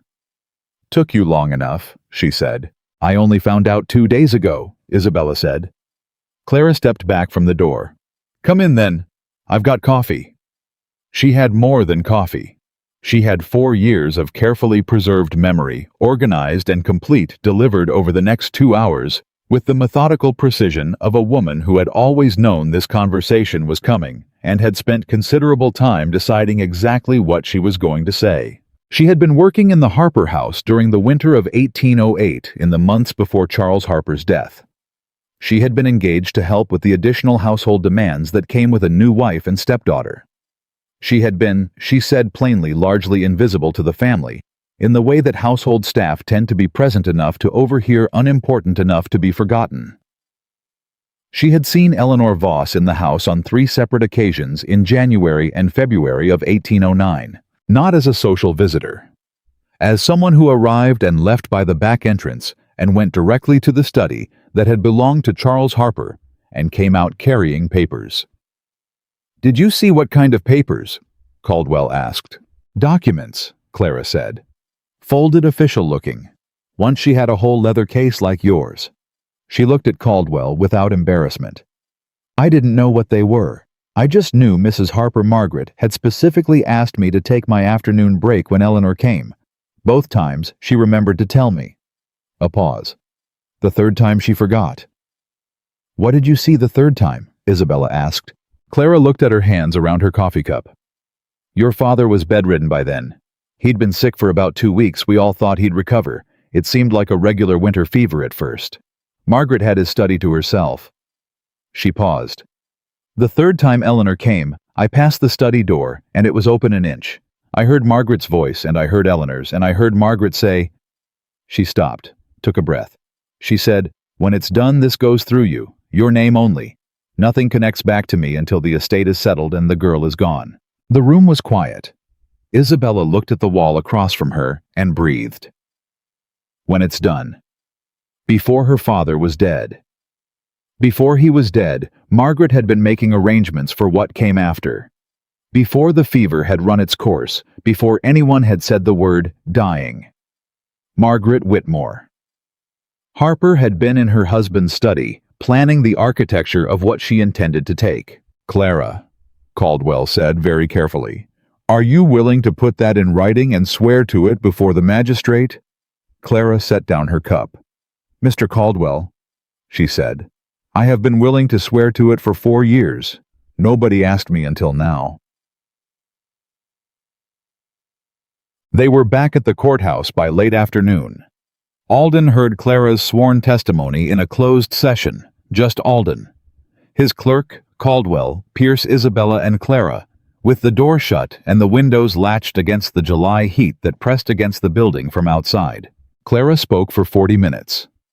Clearly without embellishment, in the flat and credible voice of someone reporting exactly what they'd observed rather than what they'd concluded. When Alden asked clarifying questions, she answered them directly. When the clerk asked her to repeat a specific phrase, she repeated it word for word with no variation. When it was finished, Alden sat back and was silent for a long moment. Then he said, "Mr. Caldwell, do you wish to file criminal charges at this time or continue under civil proceedings?" "Civil proceedings for now," Caldwell said. "We're still completing the financial picture, but I'd like to note formally that the evidence suggests criminal conduct, and I'd ask that the record reflect that possibility." "Noted," Alden said. He looked at his clerk. "Issue a summons for Mrs. Margaret Harper to appear before this court on Friday morning at 9 o'clock. She is to bring all financial records in her possession relating to the Harper estate, all personal correspondence with Eleanor Voss, and any other documentation she holds pertaining to the estate. The clerk wrote it down. Alden looked at Isabella. Miss Harper, I want you to understand that what has been presented in this room today is significant. It is not yet the complete case, but it is significant. He held her gaze. I'm sorry this has taken 4 years. Isabella had heard variations of that sentence twice in 2 days now. From Caldwell, and now from the magistrate. She had spent 4 years in a house where no one apologized for anything. She didn't know quite what to do with it when it was genuine. Thank you, sir, she said. Outside the courthouse, the day was finally beginning to cool toward evening, the summer heat relenting slightly as the sun dropped toward the tree line. They stood on the steps, Isabella Caldwell Pierce and Clara, who had the look of a woman who had set down something heavy she'd been carrying for a long time. That's it for today, Caldwell said. He looked at Pierce. Be at the inn at 6 tomorrow morning. I want to go through the financial summary before the Friday hearing. Pierce nodded and went. Clara touched Isabella's arm briefly, the way Ruth had that first morning. You did good, she said. Your father would have... She stopped. Well, he would have recognized you. That's what I'll say. She left. Caldwell and Isabella stood on the courthouse steps in the warm evening and said nothing for a moment. She was exhausted. Bone-deep, mind-deep exhausted, the kind that comes not from physical labor, but from holding yourself together through things that want to take you apart. You need to eat, Caldwell said. I know. And sleep. Actually sleep, not stare at the ceiling. I slept last night. You slept because you were too tired to stay awake, he said. Tonight you'll be too full of this to stop thinking. He was looking at the street below them, not at her. It happens after a day like this, when things start moving and the mind doesn't know how to slow down. She looked at his profile. You speak from experience. 11 months of it, he said. She was quiet for a moment. Does this ever stop feeling so much like a fight, even when you're winning? He considered the question with the same seriousness he gave everything else. No, he said finally. Not until it's actually over, but the quality of it changes. He paused. At the beginning, fighting feels like survival. Somewhere in the middle it starts to feel like purpose. And at the end, he glanced at her. Well, I'll tell you when we get there. Isabella looked at the street. She thought about the Richmond account. Eleanor Voss. Clara's steady voice in that closed room repeating words she'd held on to for 4 years. The tightening in Harlow's face when he saw the Eleanor Voss document for the first time. She thought about Margaret somewhere in that house, right now waiting for a summons she didn't yet know was coming. She thought about Friday morning, 9 o'clock. She's going to try something, Isabella said. Before Friday, she's going to make a move. Caldwell nodded slowly. Yes, she will. What kind of move? The kind that people make when they realize the walls are closing and they have 2 days to act. He paused. We'll be ready for it. How do you know we will? He looked at her then directly, and with the kind of steadiness that was not reassurance for its own sake, but the simpler, more solid thing of a person who says what they mean because they've already decided it's true. Because I've been building toward Friday for 11 months, he said, and because you've been building toward it for 4 years. And because whatever she throws between now and then, we have more pieces on the board than she does. A beat. And because your father was thorough. Isabella breathed. She thought of the letter. I have spent the last months of my life making certain that the truth has enough teeth to survive her. All right, she said. All right, he said. They walked back toward the inn in the cooling evening air, and the town moved around them ordinary unaware, a Tuesday in late July in Whitmore County, Virginia. And Isabella felt something she hadn't felt in 4 years walking through this town. She felt like she belonged here, not because anything had been given back to her yet, but because she was no longer waiting for permission to take up space in the world her father had built. The move came the next morning. Not from Margaret, from Harlow. He came to the inn at 7 o'clock before Caldwell and Pierce had finished their morning review, and he asked to speak with Isabella alone. She said no. She said it pleasantly through the closed door without opening it. "Whatever you have to say to me, Mr. Harlow, you can say in front of my attorney." A pause. "This is a private matter, Miss Harper. Nothing about this situation is private anymore," she said. "Mr. Caldwell is in the next room. Give me 1 moment." She got Caldwell. They sat across from Harlow in the small common room downstairs, and Harlow set his hat on the table in front of him and looked at it for a moment and then looked up. He looked like a man who had not slept. Not the practiced sleeplessness of someone managing a situation. The real kind, hollow-eyed and slightly undone with the look of a person who had spent the night doing calculations that all came out the same wrong answer. "I want to speak about the Voss account," he said. Caldwell said nothing. Harlow looked at Isabella. "I need you to understand that my involvement was—" He stopped. Started again. "I was presented with a document. I was told it was the valid will. I had no reason at the time to—" "You had 12 years of knowing my father," Isabella said. "You knew his signature. You knew his voice and his handwriting and the way he thought about things. You read a document at his funeral that left everything to a woman he'd known for less than a year and nothing to his daughter." She kept her voice even. "You had every reason." Harlow looked at his hat. "I was told," he said quietly, "that the revision your father made in his last months was the result of that he was not of sound mind at the time.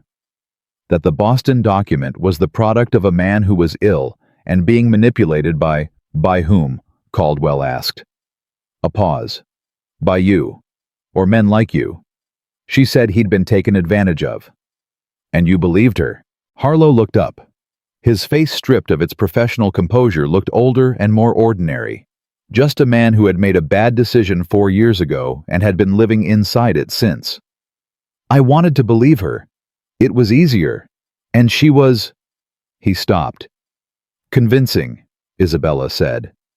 "Yes." The room was quiet. Isabella looked at him.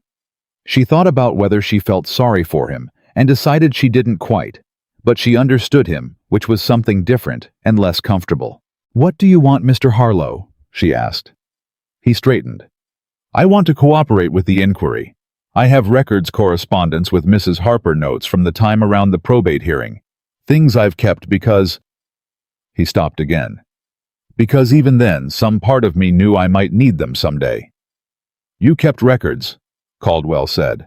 "I'm a careful man," Harlow said with a ghost of something that might have been his old professional dignity. "Even when I make poor choices, I keep records." Isabella looked at Caldwell. Caldwell was looking at Harlow with an expression she'd learned to read in the past 2 days, the expression of a man running rapid calculations behind a calm face. "Bring the records to Magistrate Alden's office this afternoon," Caldwell said. "Everything. Every note, every letter, every document that touches the Harper estate from January 1809 onward. You'll speak to Pierce first, who will take your statement, and then you'll make yourself available for questions before Friday's hearing." Harlow nodded. He looked smaller than he had yesterday. "And Mr. Harlow," Caldwell added as the man reached for his hat, "if there is anything in those records you are considering removing before you bring them, I'd encourage you to reconsider. Cooperation at this stage is the difference between a man who made a mistake and a man who made a choice." Harlow went pale. He put on his hat. He left. The door closed behind him, and in the quiet that followed, Isabella turned to Caldwell. "He was in it," she said. "Not all the way, but in it." "In it enough to be useful to us now," Caldwell said. "And scared enough to be honest about it." He stood. "Pierce." Pierce appeared from the corridor, proving once again that he had an uncanny instinct for being exactly where he was needed. "Get to Alden before Harlow does," Caldwell said. "I want him to know what's coming before it walks through his door." "Already going," Pierce said, and was gone. Isabella sat for a moment in the now empty common room, her coffee cooling in front of her. 2 days ago, she had been cutting hedges in the July heat and counting 14 steps to the kitchen door. Today, she had broken George Harlow. Not by force, not by threat, simply by standing in a room with the truth and refusing to apologize for it. She thought about what Caldwell had said on the courthouse steps. At the beginning, fighting feels like survival. Somewhere in the middle, it starts to feel like purpose. She was in the middle now. She could feel it.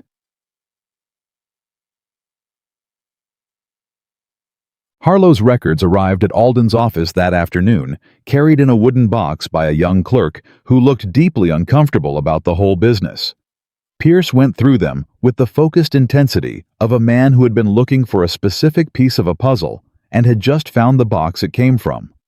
What he found took another hour and a half to fully understand. And when he understood it, he went to find Caldwell and Isabella with the particular quality of controlled urgency she was beginning to recognize as Pierce's equivalent of running. "The physician," Pierce said. Caldwell looked up from his own papers. "What about him?"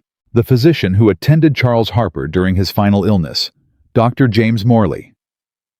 Pierce set a letter on the table, old folded Harlow's cramped handwriting on the outside. "He wrote to Harlow 3 weeks after the funeral. He had concerns about the nature of your father's illness." Pierce looked at Isabella. He thought the fever progressed unusually fast. He thought there were symptoms that didn't fit a natural illness. He wrote to Harlow asking whether an inquiry might be warranted. The room was very still. "What did Harlow do?" Isabella asked. "He wrote back," Pierce said. "Told Morley the matter was settled, the family was at peace, and that raising questions would only cause additional grief to a widow and her children." He paused. "He never reported the letter to anyone." Isabella stared at the paper. "Where is Dr. Morley now?" Caldwell asked. "Still in Whitmore County," Pierce said. "I already have his address." Caldwell looked at Isabella. She looked back at him. She had known since she stood at her father's grave and watched Margaret's dry, composed face across the earth that there was something darker underneath all of this. She had known it and had no proof and had buried the knowing because there was nothing she could do with it back then in that particular version of herself who was only just beginning to understand what had been taken. But now Pierce had found a physician's letter in Harlow's wooden box, and it was sitting on the table in front of her, and the room was very quiet, and Caldwell was watching her face, the way he watched everything steadily, honestly, without softening what was there. "Isabella," he said. Her given name, not her title for the first time. He said it the way her father had written it, like it mattered to get it exactly right. "We don't know yet what Morley saw. It may be nothing beyond an overly cautious physician." "And if it isn't?" she asked. He held her gaze. "Then we find out what it is," he said, "and we deal with it." She breathed. Outside the window, the light had gone gold and long again, the same evening light as the day before. The day before that, the day she'd first watched a black carriage come up the drive and felt something shift in the air around her. The same light that had fallen over Whitmore House every summer of her life, before and after everything that had happened in it. She looked at Caldwell. "When can we see Morley?" she asked. "Tomorrow morning," he said. "First thing. And Friday's hearing is still on." "Friday's hearing is still on." She nodded.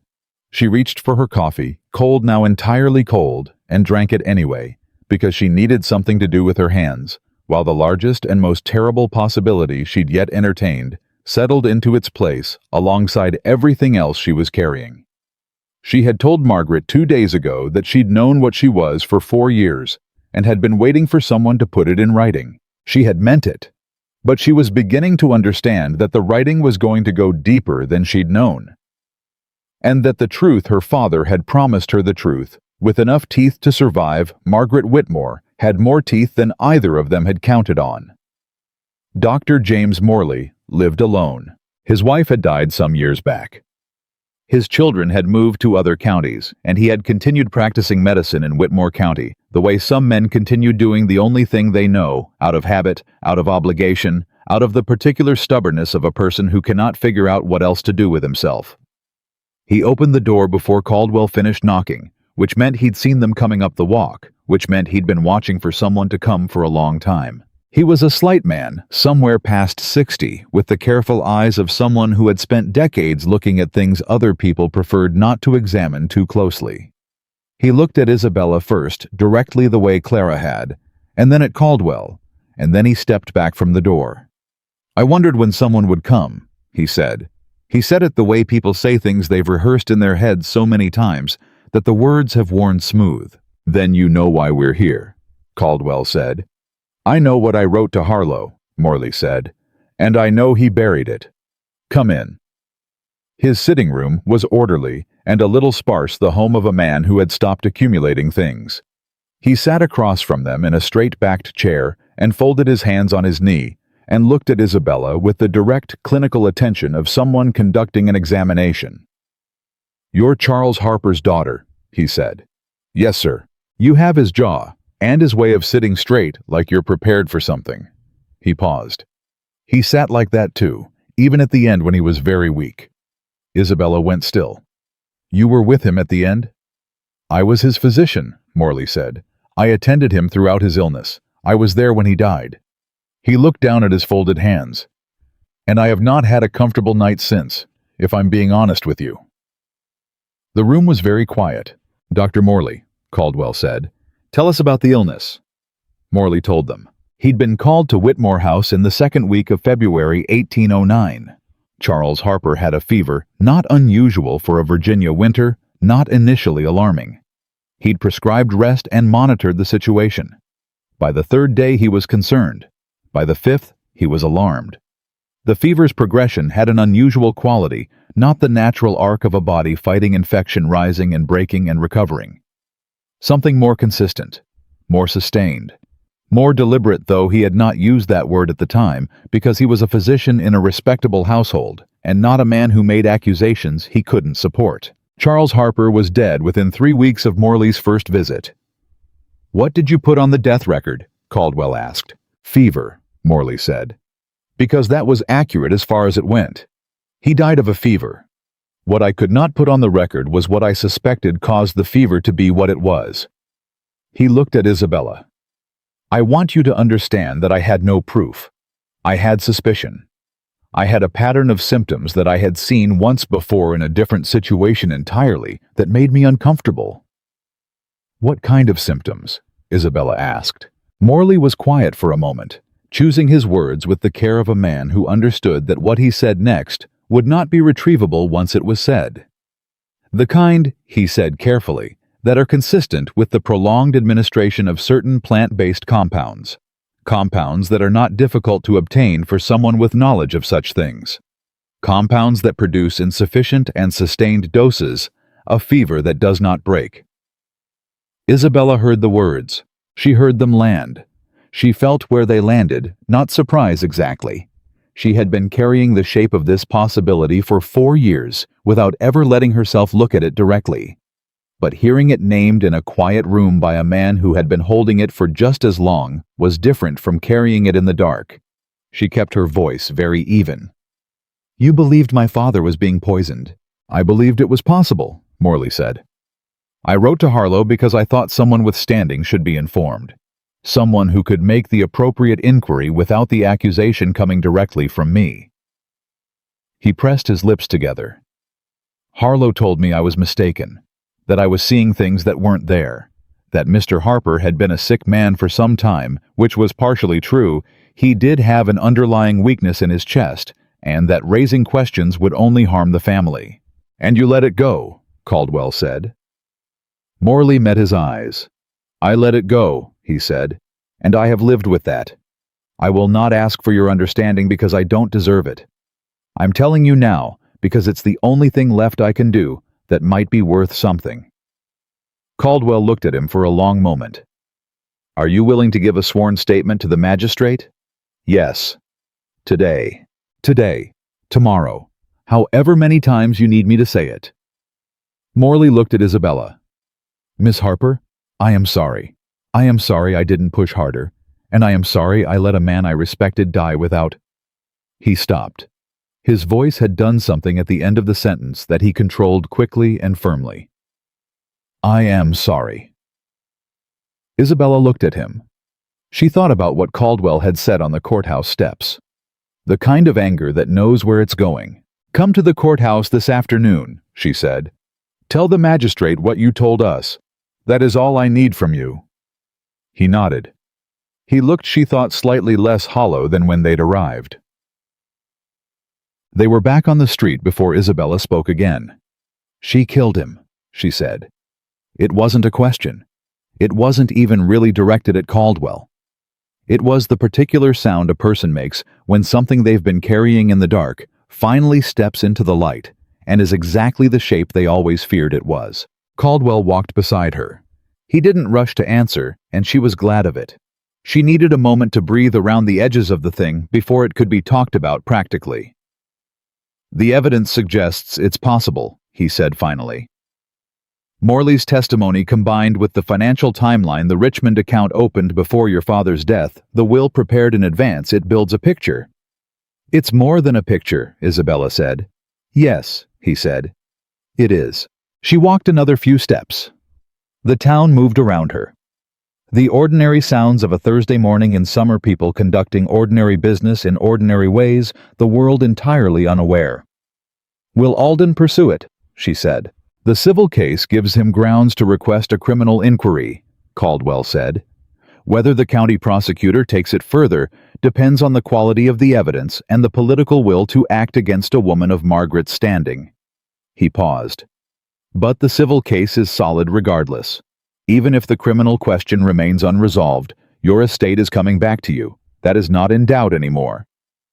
"That's not enough," Isabella said. She heard the sharpness in her own voice and didn't soften it. "No," Caldwell said. "It isn't, and I'm not suggesting it is." He glanced at her. "We pursue everything, every piece of this. We give Alden and the prosecutor everything we have, and we let the process work." A pause. "Your father spent his last months building a case. Part of that case, I think, included leaving enough thread for someone to pull on for Morley's letter to eventually mean something for the Richmond account to eventually surface. He was thorough." He paused. He knew that justice doesn't always come at once, but he believed it would come. Isabella walked. She thought about her father sitting at a writing desk somewhere in the last months of his life, sick and frightened and furious, writing careful letters to a Boston law firm and making arrangements for documents and accounts, and a letter that would one day be pressed against his daughter's ribs in her mother's gray wool dress. She thought about the word thorough. She had thought of it as a quality of precision. She was beginning to understand it was also a quality of love. "All right," she said, "we give them everything." Magistrate Alden received Morley's testimony that afternoon with the same unhurried attention he gave everything. But Isabella noticed that he asked more questions this time.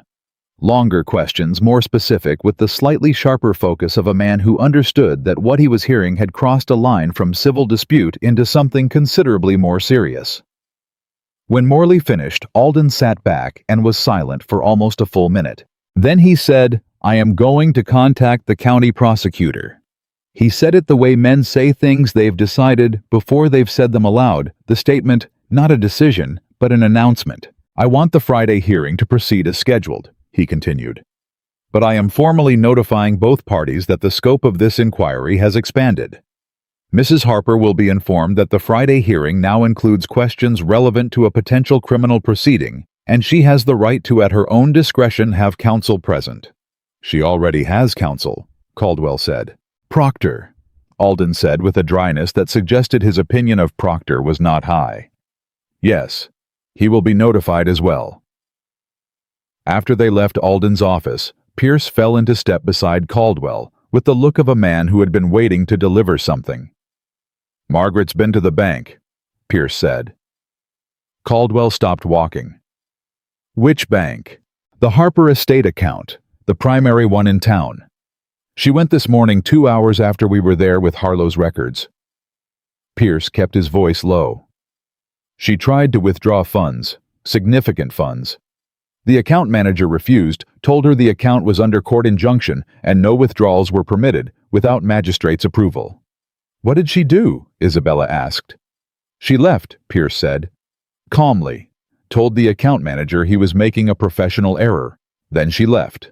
Isabella felt the pieces of it clicking into place. Margaret had gone to the bank because she'd realized the walls were closing.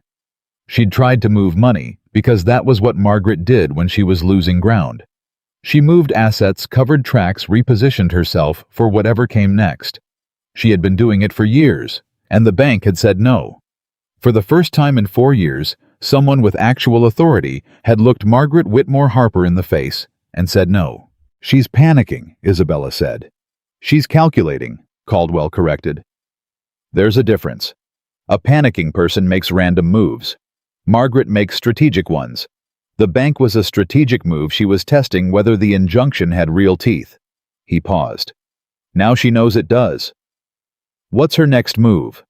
Caldwell looked at the street ahead of them. "That is the question," he said, "and we have less than 24 hours before Friday." The answer came that evening. Isabella was at the writing desk in her in-room, going over the financial summary Pierce had compiled, making notes in the margins, the way her father had taught her, because understanding numbers was part of understanding power, and she intended to walk into Friday's hearing, understanding everything, when there was a knock at her door. She opened it. Cecilia. She stood in the hallway of the Whitmore Inn in a traveling dress that was slightly askew, like she'd put it on in a hurry with her hair not entirely properly arranged, and an expression on her face that was unlike any expression Isabella had seen on it before. Afraid. Not Cecilia's usual performance of delicacy or the practiced helplessness she deployed to avoid inconvenience. Real fear, the kind that makes people look younger and smaller than they are. "Can I come in?" Cecilia said. Isabella looked at her for a moment. Then she stepped back from the door. Cecilia came in and stood in the middle of the room and looked at the papers spread across the desk, and then at Isabella, and then at her own hands. "Mother is leaving," she said. Isabella went still. "What?" "Tonight. She has a carriage arranged for midnight. She's had Elias the groundskeeper bring 2 trunks to the back of the house. I heard her talking to him." Cecilia's voice was not quite steady. "She told him they were going to her sister's house in Richmond, but her sister is dead," Isabella said. "Eleanor Voss died 8 months ago." Cecilia's face did something complicated. "You know about Eleanor." "I know about the account in her name," Isabella said. "I know what it was used for." "Did you know?" "No." The word came out fast and certain, then quieter. "Not the details. I knew there was an account. I heard the name once by accident 2 years ago. Mother told me Eleanor was helping manage some investments, and I shouldn't ask about it." She looked at Isabella directly. "I didn't know what it meant. I think some part of me didn't want to know." Isabella studied her. She thought about 4 years of living in the same house with this girl, not close, not enemies, just 2 people in parallel orbits around the same devastating center. "Why are you here?" Isabella asked. Cecilia swallowed. "Because she didn't tell me she was leaving. She wasn't going to tell me." Her voice cracked slightly on the last word, and then firmed back up. "She was just going to go. Tonight. And I would have woken up tomorrow, and she'd have been gone, and I'd have been left here with—" She stopped. "I don't want to be part of what she did. I didn't know everything, but I knew some things, and I should have asked more questions, and I didn't. And I can't. I won't just stand here and watch her run away and pretend I don't know." Isabella looked at her for a long moment. Then she went to the door and opened it and called down the hall for Caldwell. He came in 60 seconds, which meant she thought that he'd been awake and dressed, which meant he'd been expecting something like this, which meant that whatever quality of alertness he carried around with him never fully switched off. He listened to Cecilia without interrupting. When Cecilia finished, he looked at her with that level attention and said, "The carriage is arranged for midnight." "Yes." "Do you know where she intends to go after Richmond?" Cecilia shook her head. "She has money somewhere, not in the estate accounts, somewhere else. She's been careful. She mentioned Philadelphia once, and New York, but I don't know which." Caldwell looked at Isabella. The look between them lasted less than a second, but contained a complete conversation. "I'll go to Alden," he said. "It's 9 o'clock at night," she said. "I know where he lives." He was already moving toward the door. He paused and looked at Cecilia. "You'll stay here tonight. Pierce will be in the room across the hall. Do not leave." He looked at her the way he looked at everyone, directly, without cruelty, but without softening. "You've done a brave thing tonight. Don't undo it." Cecilia nodded. He left. Isabella looked at Cecilia standing in the middle of the room with her hands clasped in front of her, and her face stripped of every affectation she'd worn for as long as Isabella had known her, and felt something she hadn't expected to feel for this girl. Not forgiveness. Not yet. That was a longer process and would need more honesty before it was complete. But recognition. The particular recognition of one person seeing another person clearly, maybe for the first time. "Sit down," Isabella said. "I'll call for tea." Caldwell was back by 10:30. He knocked on Isabella's door, which she'd left ajar, and came in to find both women still at the small table. The tea half drunk a silence between them that was not comfortable, but was at least honest. "Alden has issued an emergency travel restriction," he said. "A constable will be at the South Road by 11 and the North Road by 11:30. If she attempts to leave Whitmore County tonight, she'll be stopped." He looked at Cecilia. "You did the right thing." Cecilia looked at the table. "Is she going to be arrested?" "That depends on what she does next," Caldwell said. "If she stays, cooperates with the hearing tomorrow, and the evidence is handled through the court, the criminal question will proceed through proper channels. If she attempts to flee—" He left the rest of it unspoken, which was its own kind of answer. Cecilia absorbed this. "What about me? Am I—" She stopped. "Am I in trouble?" Caldwell looked at Isabella. Isabella looked at Cecilia, at the girl who had laughed at the breakfast table when Margaret said Isabella moved like a field hand, and who had also tonight walked through the dark to a stranger's inn-room to prevent her mother from escaping justice. "You came to us," Isabella said. "You told us what you knew. That matters." A pause. "Whatever else happens, that matters." Cecilia pressed her lips together and nodded. Pierce took her to the room across the hall. The door clicked shut. Isabella stood at her window. Caldwell stood a few feet behind her. Outside, the night was full summer dark, thick and warm. The sound of horses somewhere distant. The ordinary sounds of a town, an hour before midnight, that didn't know yet that one of its most respectable citizens was attempting to pack 2 trunks into a carriage and disappear. "She didn't tell Cecilia," Isabella said. "She was going to leave her daughter behind." "Yes," Caldwell said. "What kind of person—" She stopped, started again. "I knew she was capable of a great deal. I've had 4 years to understand what she is, but leaving Cecilia without a word—" "People with no genuine attachment to others," Caldwell said, "are capable of surprises on that front. Consistently, unfortunately, in the direction of worse than you thought." Isabella turned from the window. He was looking at her, not the assessing look of the first day, not the measured attention of a professional. Something quieter than both of those. The look of a man who had spent 11 months working toward a thing that was about to either succeed or break, and who was in this particular moment less concerned with the outcome of the case than with the person standing across the room from him. She noticed it. She had been noticing it in pieces for 2 days, the way he said her name when he forgot to say her title. The steadiness that was not distance, but something more like presence, the particular quality of his attention that had nothing to do with her case and everything to do with her. She did not know what to do with it yet. She was 23 years old and had spent 4 years in a house where no one looked at her as though she were worth looking at. She filed it away carefully in the part of herself that was not yet ready for it. "We should sleep," she said. "Tomorrow's hearing." "We'll be fine," he said. "We're ready." "You keep saying that." "Because it keeps being true." He moved toward the door. Stopped. Turned back. "Isabella." She looked at him. "Whatever happens tomorrow," he said. "Whatever she says in that room, whatever Proctor argues, Whatever the hearing looks like, you have already won this. The truth is on the record. It cannot be undone." He held her gaze. "I want you to know that before you walk in there. Whatever happens after the estate, the criminal question, all of it, you have already done what your father needed you to do. You held on long enough for the truth to find its teeth." She stood with that for a moment. "Get some sleep, Mr. Caldwell," she said. A pause. "Ethan," he said, quietly. "The way you say something when you've decided it and can't quite explain all the steps." She looked at him. "Get some sleep, Ethan," she said. He almost smiled.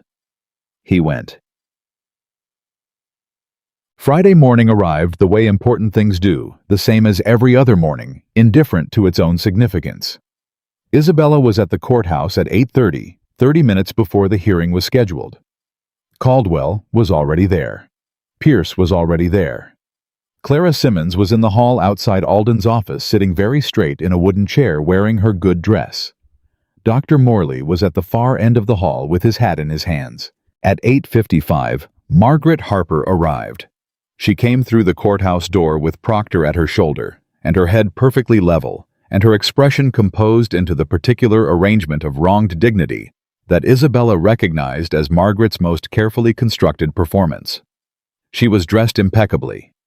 She looked at a glance like a woman who had been unjustly accused and had arrived to patiently correct the misunderstanding. She did not look like a woman who had tried to put 2 trunks in a carriage at midnight and been stopped by a constable at the South Road. But she had been. Caldwell had confirmed it at 7 that morning. Margaret had tried to leave. The constable had turned her back. She'd returned to the house without a scene which was Caldwell had noted more frightening than a scene would have been. She walked past Isabella in the corridor without looking at her. Isabella let her pass. Proctor caught Isabella's eye as he went by and gave her a look that was supposed to be intimidating and landed somewhere closer to anxious. He knew what was in those files. He'd had them for 24 hours. He knew what today was.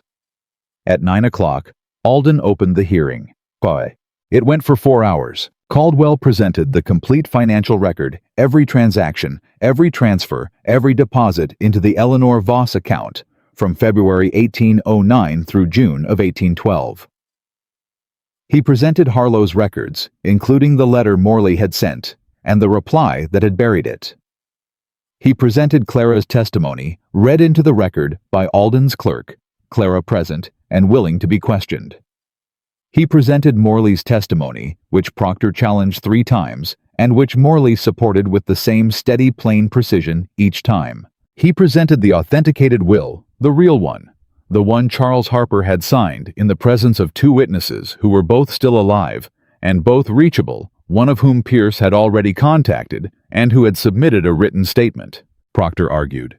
He argued about jurisdiction and authenticity and the reliability of memory and the character of a grieving woman managing an estate under difficult circumstances. He was competent, as Caldwell had said, locally connected, practiced in the particular rhythms of Whitmore County law. But he was arguing against 11 months of preparation, 4 years of evidence, and the sworn testimony of 3 separate witnesses who had nothing to gain and nothing to hide. At the midpoint of the hearing, Alden called a recess. In the corridor, Isabella stood near the window and breathed and tried to organize what she was feeling into something manageable. There was too much of it, too many layers, too many threads, the large and the small, all pressing at once. The estate, her father's will, Eleanor Voss, the Richmond account. Morley's voice saying the prolonged administration of certain plant-based compounds in that careful, devastating way. Caldwell came to stand beside her. "Proctor's out of arguments," he said quietly. "He's running through the same 3 points in rotation," Alden's noticed. "What about the criminal question?" Isabella asked. Morley's testimony.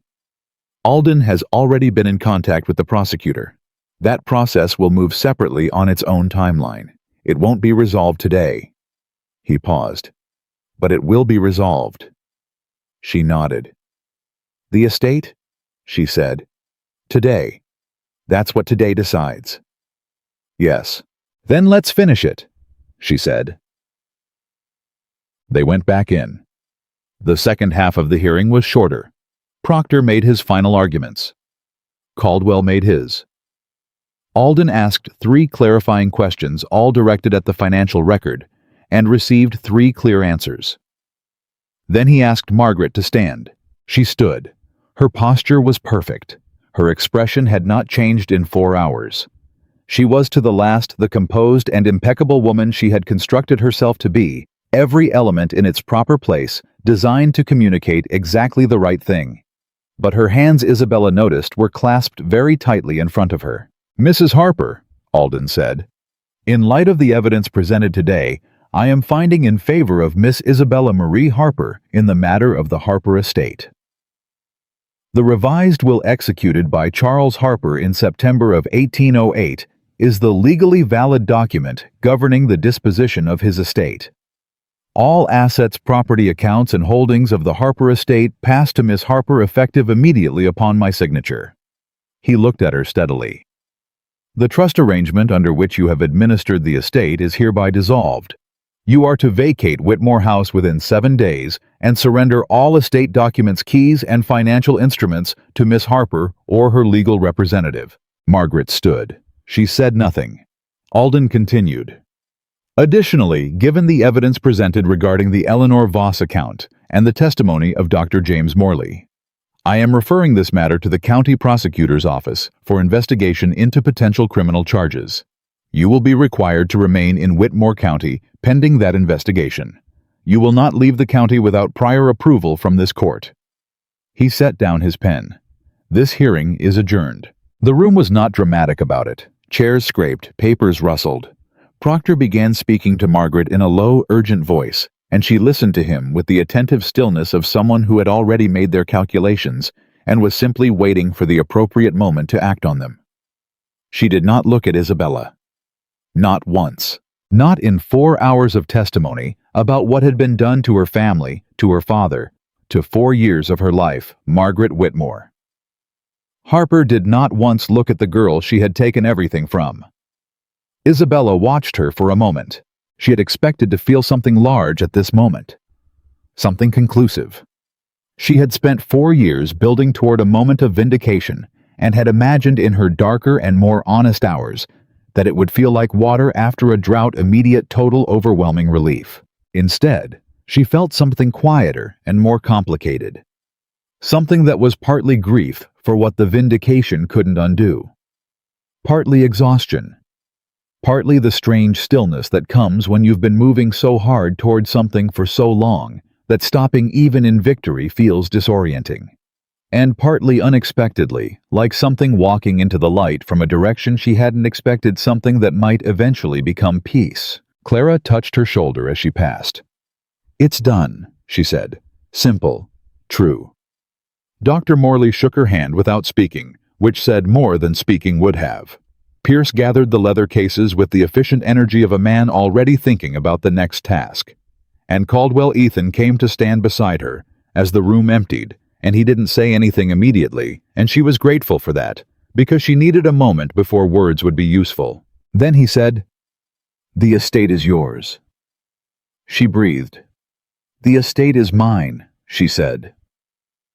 She had said it before to Margaret 2 days ago in the East Gardens summer light. But she'd said it then as an assertion, a piece of armor put on, before she was certain it would hold. She said it now as a fact. As the simple, solid, finally arrived truth that her father had worked his last months to give her. She looked at Caldwell. "Thank you," she said, "for the 11 months you don't talk about." He met her eyes. "Your father hired me to do a job," he said. "He hired you to find the truth," she said. "You did more than that." He was quiet for a moment. "Yes," he said finally. "I suppose I did." Outside the courthouse, Whitmore County was going about its Friday. Market stalls, horses, voices and wheels, and the ordinary machinery of a summer day that had no idea what had just been decided in a room above it. Isabella Harper walked out into all of it. She stood on the courthouse steps, the same steps she'd stood on 2 days ago, exhausted and uncertain, and carrying more than anyone around her knew, and she breathed in the July air of a county where the estate at the end of the long drive with the iron gates was hers. Was finally, completely, irrevocably hers. And for the first time since she was 19 years old and standing at a grave, feeling the shape of a trap close around her, she let herself feel it. Not triumph, not revenge, just the clean, bare fact of having survived something that had been designed specifically to end her. She had survived it. Her father had known she would. And standing on those courthouse steps, in her mother's gray wool dress, with the July sun falling over Whitmore County, and Ethan Caldwell, a step behind her, and the rest of her life somewhere in front of her. Isabella Marie Harper decided that her father had been right. She had everything she needed. She always had. 7 days. That was what Alden had given Margaret to vacate Whitmore House. 7 days to pack up 4 years of a life she had built on stolen ground, and walk out the door she had walked through as a conqueror. Isabella did not go back to the house during those 7 days. Not because she was afraid to, not because she couldn't, but because she understood with the particular clarity that comes after a very long fight, that there are some things you should only do once, and walking back through the front door of Whitmore House was something she intended to do exactly one time in exactly the right way, when Margaret was gone and the house was hers in every room, and not just on paper. She stayed at the inn, she worked, she met with Pierce every morning to go through the estate accounts, 4 years of records that told in the cold language of numbers the story of what had been systematically drained and redirected and quietly stolen. It was not pleasant work. It was necessary work, and there is a difference, and Isabella had learned in the past week to be grateful for necessity when it gave her something concrete to do with her hands, while the larger and less manageable things settled into their places. Caldwell was in and out. He had other business. The financial documentation needed to be filed in 3 separate jurisdictions. There were letters to Boston, and letters to the county prosecutor, and letters to the bank manager, who had turned Margaret away from the estate accounts, and who was now cooperating with something approaching enthusiasm. He moved through all of it with the same unhurried precision he brought to everything, and Isabella watched him and understood in a way she hadn't before that thoroughness was not a personality trait so much as a moral commitment. The decision to see a thing all the way through because leaving it incomplete was its own kind of failure. Her father had seen it in him. She was beginning to see it too. On the 3rd day, Ruth came to find her at the inn. She appeared in the doorway of the common room in her good coat, the one she wore to church, which meant she'd considered this visit worth dressing for, and she sat down across from Isabella without being invited, because Ruth had never required an invitation to do what she thought was right. "She's taking the linens," Ruth said without preamble. Isabella looked up from the account ledger. "I beg your pardon." "The household linens. The good ones, the ones with the embroidered borders that your mother made." Ruth's expression was the kind of flat that contains considerable feeling underneath. She had Elias start boxing them this morning. Said they were personal property. Isabella set down her pen. The linens with the embroidered borders. She remembered them from childhood. Her mother bent over the frames in the long summer evenings, working the thread with the patient attention of a woman who believed that beautiful things were worth the time they took. Those linens had been in this family for 20 years. "No," Isabella said. She said it the same way she had said other things this week, quietly, certainly with the particular quality of a person who has learned that you don't need to raise your voice when you know what you mean. She sent a note to Caldwell. Caldwell sent a note to Proctor. By midday, Elias had been instructed to return the linen boxes to the house. Margaret had not appeared to comment on this, which was, Isabella thought, its own kind of statement, the statement of a woman who was choosing her battles in the last days of a war she had already lost. Ruth stood up to leave and then stopped. "There's something else," she said. Isabella waited. "Cecilia came to the kitchen this morning," Ruth said, "early, before the household was up. She asked me," Ruth paused in the particular way of someone choosing words carefully. "She asked me if I thought you'd take her on, as staff." Isabella stared at her. "As staff.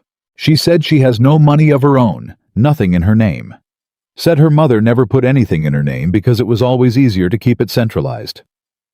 Ruth's face did something complicated. She ain't her mother, that girl. She ain't innocent either. But she ain't her mother. Isabella thought about Cecilia in the hallway of the inn, the traveling dress put on in a hurry, the real fear on a face that had spent 20 years wearing practiced expressions. She was just going to go, and I would have woken up tomorrow and she'd have been gone. Tell her to come see me, Isabella said. Ruth raised an eyebrow. You sure? I'm sure, Isabella said. Tell her to come see me this afternoon. Ruth nodded, put on her hat, and left without ceremony, which was exactly how Ruth did everything. Cecilia came at 3 o'clock. She sat across from Isabella in the common room of the inn with her hands folded in her lap and her spine very straight, and an expression on her face that was different from anything Isabella had seen on it before. Stripped of performance, stripped of the particular ease of a girl who had always been on the winning side and left with something simpler and more honest underneath. I don't expect you to trust me, Cecilia said. I want to be clear about that. I'm not asking for trust. I'm asking for a chance to be useful while I figure out what comes next. Isabella looked at her. What do you know how to do? Cecilia blinked, apparently not the question she'd been expecting. I accounts. Mother always had me handle the household accounts. Expenditure records, inventory. I'm good with numbers. A pause, quieter. She taught me that. Whatever else she is, she's thorough with numbers. The word landed between them with a particular weight. Thorough. Isabella held Cecilia's gaze for a moment. The estate accounts are a disaster, she said. 4 years of financial records that need to be reconstructed and reconciled. I've been doing it with Pierce, but Pierce has other work, and this will take months. Cecilia sat very still. I'm not offering you charity, Isabella said. I'm offering you work, real work, with real responsibility and a wage that is fair and paid on time. And I'm telling you plainly that I will be watching closely, and if there is any repetition of the kind of thing your mother did with numbers, you will be gone, and you will not come back. I understand, Cecilia said. Do you? Cecilia met her eyes. Yes, she said. I understand completely. Isabella looked at her for another moment. Monday morning, she said. 8 o'clock. Bring your coat. The estate accounts are kept in the east study, and it's cold in the mornings even in summer. Cecilia stood. She opened her mouth to say something, thank you, or something in that territory, and then appeared to think better of it, because gratitude that is too immediate sounds like relief rather than sincerity. Instead, she said, I'll be there at 7:30. And she left. Isabella sat for a moment in the quiet of the common room. She was not sure if she had done a wise thing or a soft thing, or whether those were even different. She was sure that her father would have understood. It would have nodded at the decision, the way he nodded at things that were difficult and right simultaneously.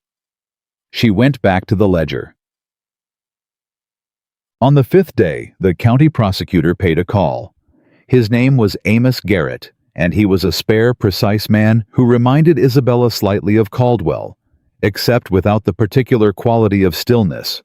Garrett moved more, thought out loud, more circled a problem more visibly before landing on it.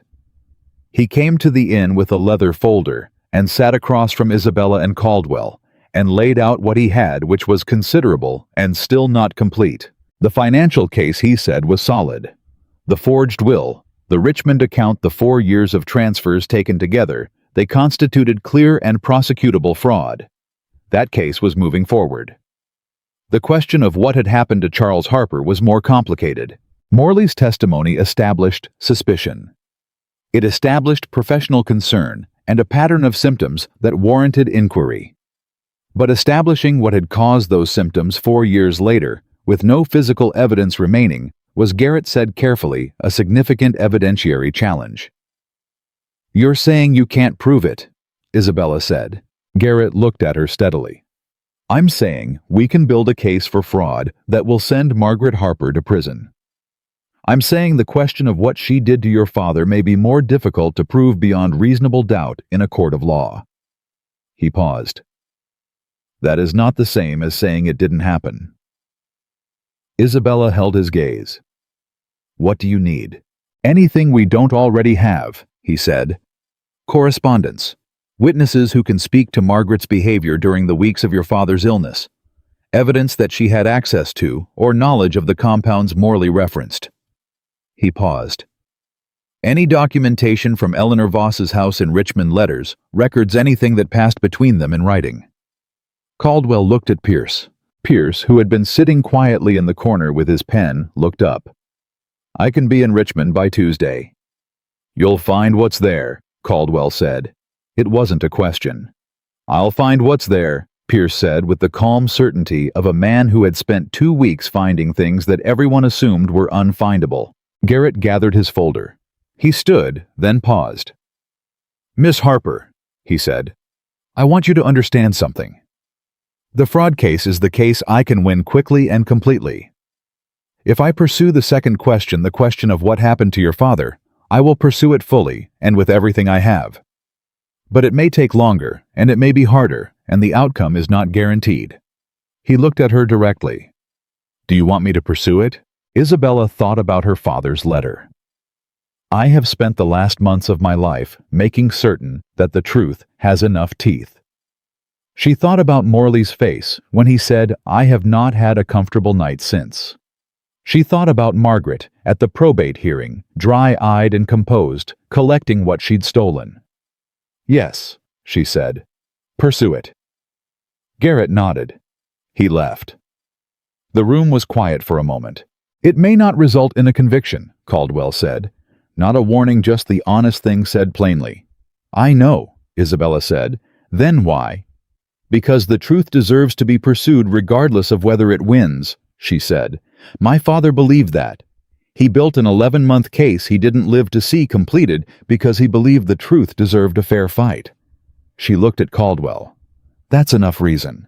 He looked at her for a moment, that quiet, present look that had nothing to do with the case anymore. "Yes," he said. "It is." On the 7th day, Isabella went home. She went alone. That was deliberate. She had considered asking Caldwell or Ruth or Clara to come with her, and had ultimately understood that this particular moment was one that needed to be navigated in her own company, in her own time, without anyone else's presence mediating what she felt. She arrived in the morning while the dew was still on the grass. The estate was quiet. Margaret had left the previous evening. Caldwell had confirmed it. A constable had watched her go. She had been escorted to lodgings in town where she would remain under the court's authority pending the fraud trial. She had taken what she was permitted to take and left what she was required to leave, and by all accounts she had done it without drama, which was the last and most characteristic thing about her, the refusal to the end to give anyone the satisfaction of witnessing her break. Ruth was in the kitchen. She had never left. She'd stayed through the whole of it, cooking and watching and keeping the house from entirely forgetting what it was supposed to be. She heard Isabella come through the front door and appeared in the kitchen doorway and looked at her for a long moment. "Welcome home," she said. Isabella stood in the entrance hall of Whitmore House, her mother's house, her father's house, the house that had been taken from her and given back, and breathed. The house smelled the same. That surprised her somehow. She'd expected it to smell different, to smell like Margaret, to have been changed at a fundamental level by 4 years of the wrong occupancy. But underneath everything else, underneath time and change, and all that had been done here, it still smelled like old wood and beeswax and the particular summer air of the Virginia hills. It still smelled like her childhood. She walked through the entrance hall.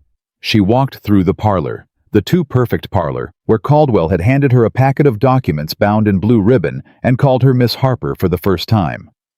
She walked through the dining room where Margaret had told her the silverware was wrong. She walked through the east corridor and up the stairs. She walked past the room that had been her parents' room and paused at the door. She stood there for a moment. Then she opened it. It was simply a room. Furniture windows, the familiar proportions of a space she had known since childhood. Margaret had changed some things. Different curtains, different arrangement of the furniture. But the bones of the room were the same, and standing in the doorway, she could see it both ways simultaneously. what it was now, and what it had been overlaid like two images on the same paper. She crossed to the window and stood there for a long time, looking out at the fields her father had walked with her when she was small. She didn't cry. She had done her crying in a narrow inn room with a letter against her ribs in the small hours of several sleepless nights, in the private spaces between one public moment and the next. She had given grief its time and its territory, and it had taken what it needed. What she felt now was different. It was the feeling of a room that had been closed for a very long time, finally being opened to the air. She was in the East Study, beginning the work of understanding what the estate actually looked like when you could see all of it at once when Caldwell arrived. She heard his horse on the drive and recognized the sound. She had been hearing it for a week and had apparently, without noticing, learned it. He came to the study door and stopped. He looked at her sitting at her father's desk with ledgers and documents arranged around her and the window behind her letting in the late morning light, and something moved in his face that he didn't try to conceal. "You look like you belong here," he said. "I do belong here," she said. He came in and took the chair across from the desk, the same chair that had probably sat across from her father in this room, the chair for the person the desk's occupant was speaking to, and he set his hat on his knee. "Garrett has news," he said. "Pierce wired from Richmond this morning." She straightened. "What did he find?" "Eleanor Voss kept everything," Caldwell said. "Letters, receipts, a personal record of transactions. She was methodical, apparently a family trait, and she kept it all in a locked box in her bedroom that no one had disturbed since her death because no one knew to look for it." He paused. "There are 8 letters from Margaret in that box. 3 of them predate your father's death. 2 of them, written in January and February of 1809, contain specific references to a substance, not by name." Margaret was careful. "But the references are specific enough in context that Garrett believes they establish knowledge and intent." Isabella held completely still. "He can prove it," she said. "He believes he can make a case," Caldwell said carefully. "A strong case, whether a jury—" "He can make a case," she said again.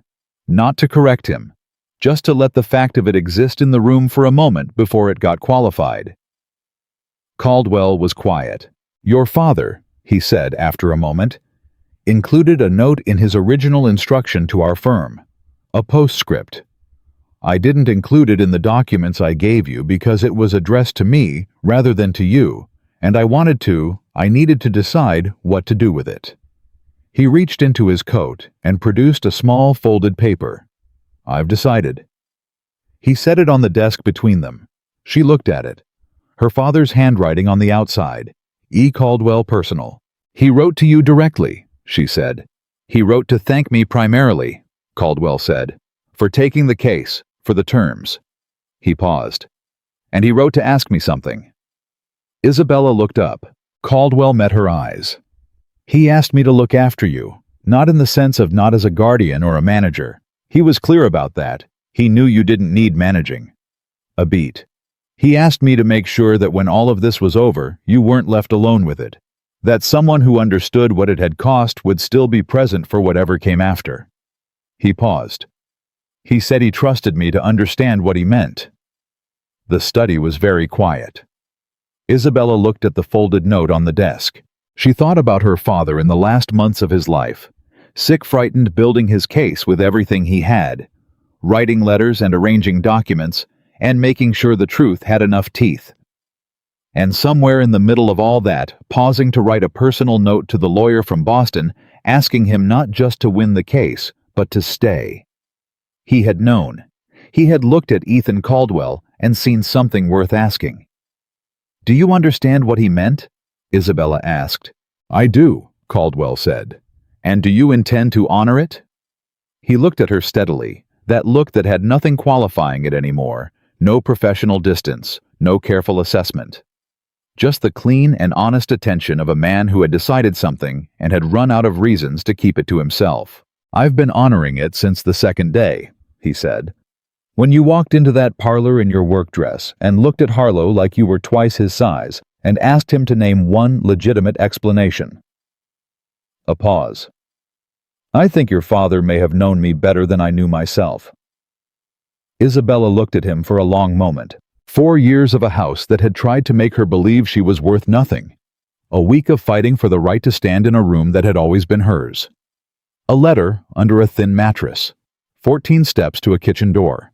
And across from her, a man who had spent 11 months and then 7 days, and then whatever it was that came after, building something alongside her that she did not yet have a word for, but recognized completely. "My father," she said, "was a very thorough man." Something shifted in Caldwell's face, the controlled, almost smile she'd seen in pieces over the past week finally arriving complete. "Yes," he said. "He was." She pushed back from the desk and stood. She walked to the window and stood there for a moment with her back to him, looking out at the fields, and then she turned around. "I'm going to need help," she said. "Not managing, I don't need managing, but the estate is in a worse state than the numbers alone show. There are relationships to rebuild, accounts in Boston, to re-establish a reputation in this county that needs to be—" She paused. "I need someone who knows the legal and financial landscape. Someone thorough." "I know someone thorough," he said. "I thought you might," she said. He stood. He was taller than she remembered from the parlor. Or perhaps she was simply no longer seeing him from the position of someone who has just been called Miss Harper for the first time in 4 years, and is trying not to show how much that means. She held his gaze. "Stay," she said. "Not as my attorney. As—" She stopped. She didn't have the word yet, and she decided in the way she decided most things, that the word could wait. "Stay." He looked at her. "Miss Harper," he said, and then caught himself. "Isabella." "Yes," she said. "I was planning to," he said. The summer moved through August into a September that was cooler and cleaner than the months before it. The fraud trial was set for October. Garrett was ready. The 8 letters from Eleanor Voss's box had been authenticated and entered into the record, and 2 of them, the ones from January and February of 1809, had been the subject of considerable legal attention by men who understood the particular vocabulary of substances that Margaret had so carefully not named. Their conclusion submitted in writing was unambiguous. Garrett was ready for that case too. Margaret Whitmore. Harper had been seen twice in town during the weeks following the hearing, once at the bank, escorted by Proctor, doing whatever remained to be done in that particular direction, and once at the church, which suggested either genuine faith or a calculation about the value of public piety at a time when public opinion was forming itself around the facts of her case. Both times the women of Whitmore County, who had been her social peers, looked past her with the particular blank-faced courtesy that is the most devastating form of social consequence. The withdrawal not of hostility, but of recognition. Margaret Whitmore Harper, who had understood the architecture of reputation better than almost anyone Isabella had ever known, was learning what it felt like when that architecture collapses. Harlow had cooperated fully. His cooperation, Garrett said, would likely spare him prison, but would end his legal career, which was in its own way a complete verdict on the last 4 years of his professional life. Ruth had agreed to stay on as head of household with a fair wage and a contract in writing, which she'd examined carefully before signing because she was Ruth, and Ruth did not take things on faith when paper was available. Cecilia arrived on the Monday morning at 7:30 as promised, and sat down with the estate accounts and worked for 6 hours without stopping, and went home looking for the first time since Isabella had known her, like someone who had spent a day doing something that mattered. She came back on Tuesday. She came back on Wednesday. She was not forgiven. Forgiveness was a longer arc than 2 weeks, and both women understood this and were in their cautious and honest way navigating it. Clara Simmons had been asked by 2 separate families in the county whether she was available for household work, both of whom sided with the slightly sheepish air of people acknowledging something they should have done sooner, their long-standing respect for her character. Pierce had returned from Richmond with a leather satchel full of Eleanor Voss's careful records and the particular satisfied look of a man who has found exactly what he went looking for, plus several things he hadn't anticipated. He was already preparing the supplement to Garrett's criminal brief, and Ethan Caldwell had moved his base of operations from the Whitmore Inn to the east study of Whitmore House, where there was better light and a larger desk, and a woman who brought him coffee in the mornings, without being asked, because she'd noticed he was useless until the second cup. He had noticed that she'd noticed. He hadn't said anything about it yet. She was waiting for him to. It was an October evening. The trial 3 days away. The summer entirely gone. The trees outside the windows doing what Virginia trees do in October, which is to become briefly and extravagantly beautiful, before letting everything go when Caldwell found her in the entrance hall. She was standing in the middle of it, not doing anything in particular, just standing the way you sometimes stand in a place that has cost you a great deal and is finally genuinely yours. He stopped in the doorway. "What are you doing?" he asked. "Standing in my house," she said. "Yes," he said, "I can see that." "I do it sometimes," she said.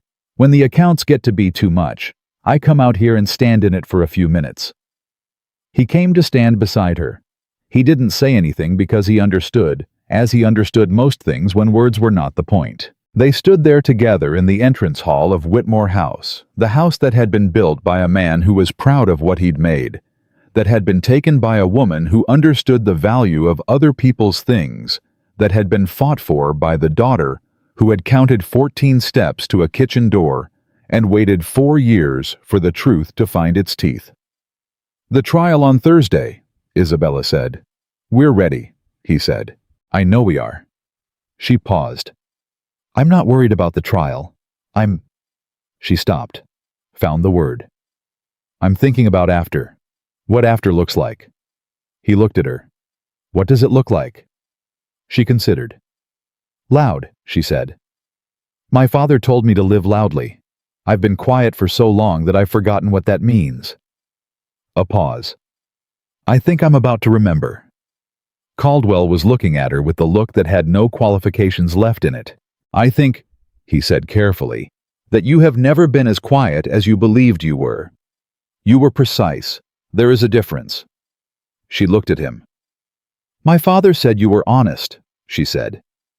"He said it as though it were a point of pride," Caldwell said, and she heard in the faint echo of her own words from the first morning in the carriage the particular warmth of a man who had been paying attention all along. She turned to face him fully. "Ethan," she said. "Isabella," he said. The entrance hall was quiet around them. Outside, the October evening was settling over the Harper estate, over the fields, and the drive, and the iron gate, and everything within those boundaries that was hers fully and finally, and in every room. She reached out and put her hand in his. He closed his fingers around it without hesitation, the way he did everything with the complete and unhurried certainty of a man who had made a decision and intended to honor it. They stood there, not speaking, not needing to. Two people who had come to this house from different directions for the same reason, because Charles Harper had been a thorough man who believed the truth deserved a fair fight and had built in the last months of his life every piece of what his daughter would need to win it. Including, it turned out this. The trial lasted 4 days and ended on a Friday afternoon in October, with a verdict that Margaret Whitmore Harper had not permitted herself to anticipate, though everyone else in Whitmore County had. Guilty. On all counts of fraud. The criminal case regarding Charles Harper's death was still building. Garrett had told Isabella that morning before they went in that he believed it would be a different trial in the spring and that he was ready for it. She had told him to be thorough. He had looked at her with a slightly startled expression, as though the word had arrived with more weight than he expected. "I intend to be," he said. Margaret was led from the courtroom by 2 constables, and she walked with the same perfect posture she had always walked with, and her expression was composed in the way it had always been composed, and she did not look at Isabella. She had never looked at Isabella. Not once in 4 days of testimony about what had been done had Margaret Whitmore Harper looked at the girl she had taken everything from. Isabella watched her go. She felt Caldwell's hand briefly on her shoulder, a touch that said everything it needed to say in the language of someone who understood exactly what this moment cost and what it was worth. She breathed. She thought of her father's letter. Live loudly. You have everything you need. You always did. She thought of 14 steps and a kitchen door and bread on the edge of a work table, and the way Ruth had said, "Welcome home," in a voice that didn't ask for anything in return. She thought of a black carriage coming up a long drive on a Tuesday in July, and the sound of a man's voice saying her name, her full name, said correctly for the first time in 4 years. She thought of all the things that had been taken from her, and all the things that had not, could not, no matter what was done, because they were built into her in ways that 4 years of theft could diminish but not destroy. She stood up straight in the October light of the Whitmore County courthouse. She was 23 years old, and the estate that bore her family's name was hers, and the truth that her father had died building was now on the public record in a language no one could misread, and the woman who had stolen 4 years of her life, and the life of the man who had loved her, was being held to account for it. And beside her, steady and present and entirely unhurried, stood a man who had shown up 11 months before she knew she needed him, and had not once.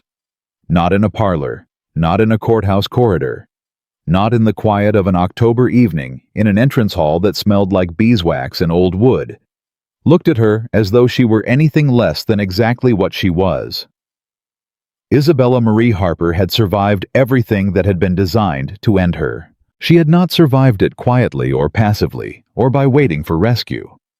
She had survived it the way her father had always said she would, with stubbornness and patience, and the deep, unbreakable certainty that the truth given enough time and enough teeth will always find its way home.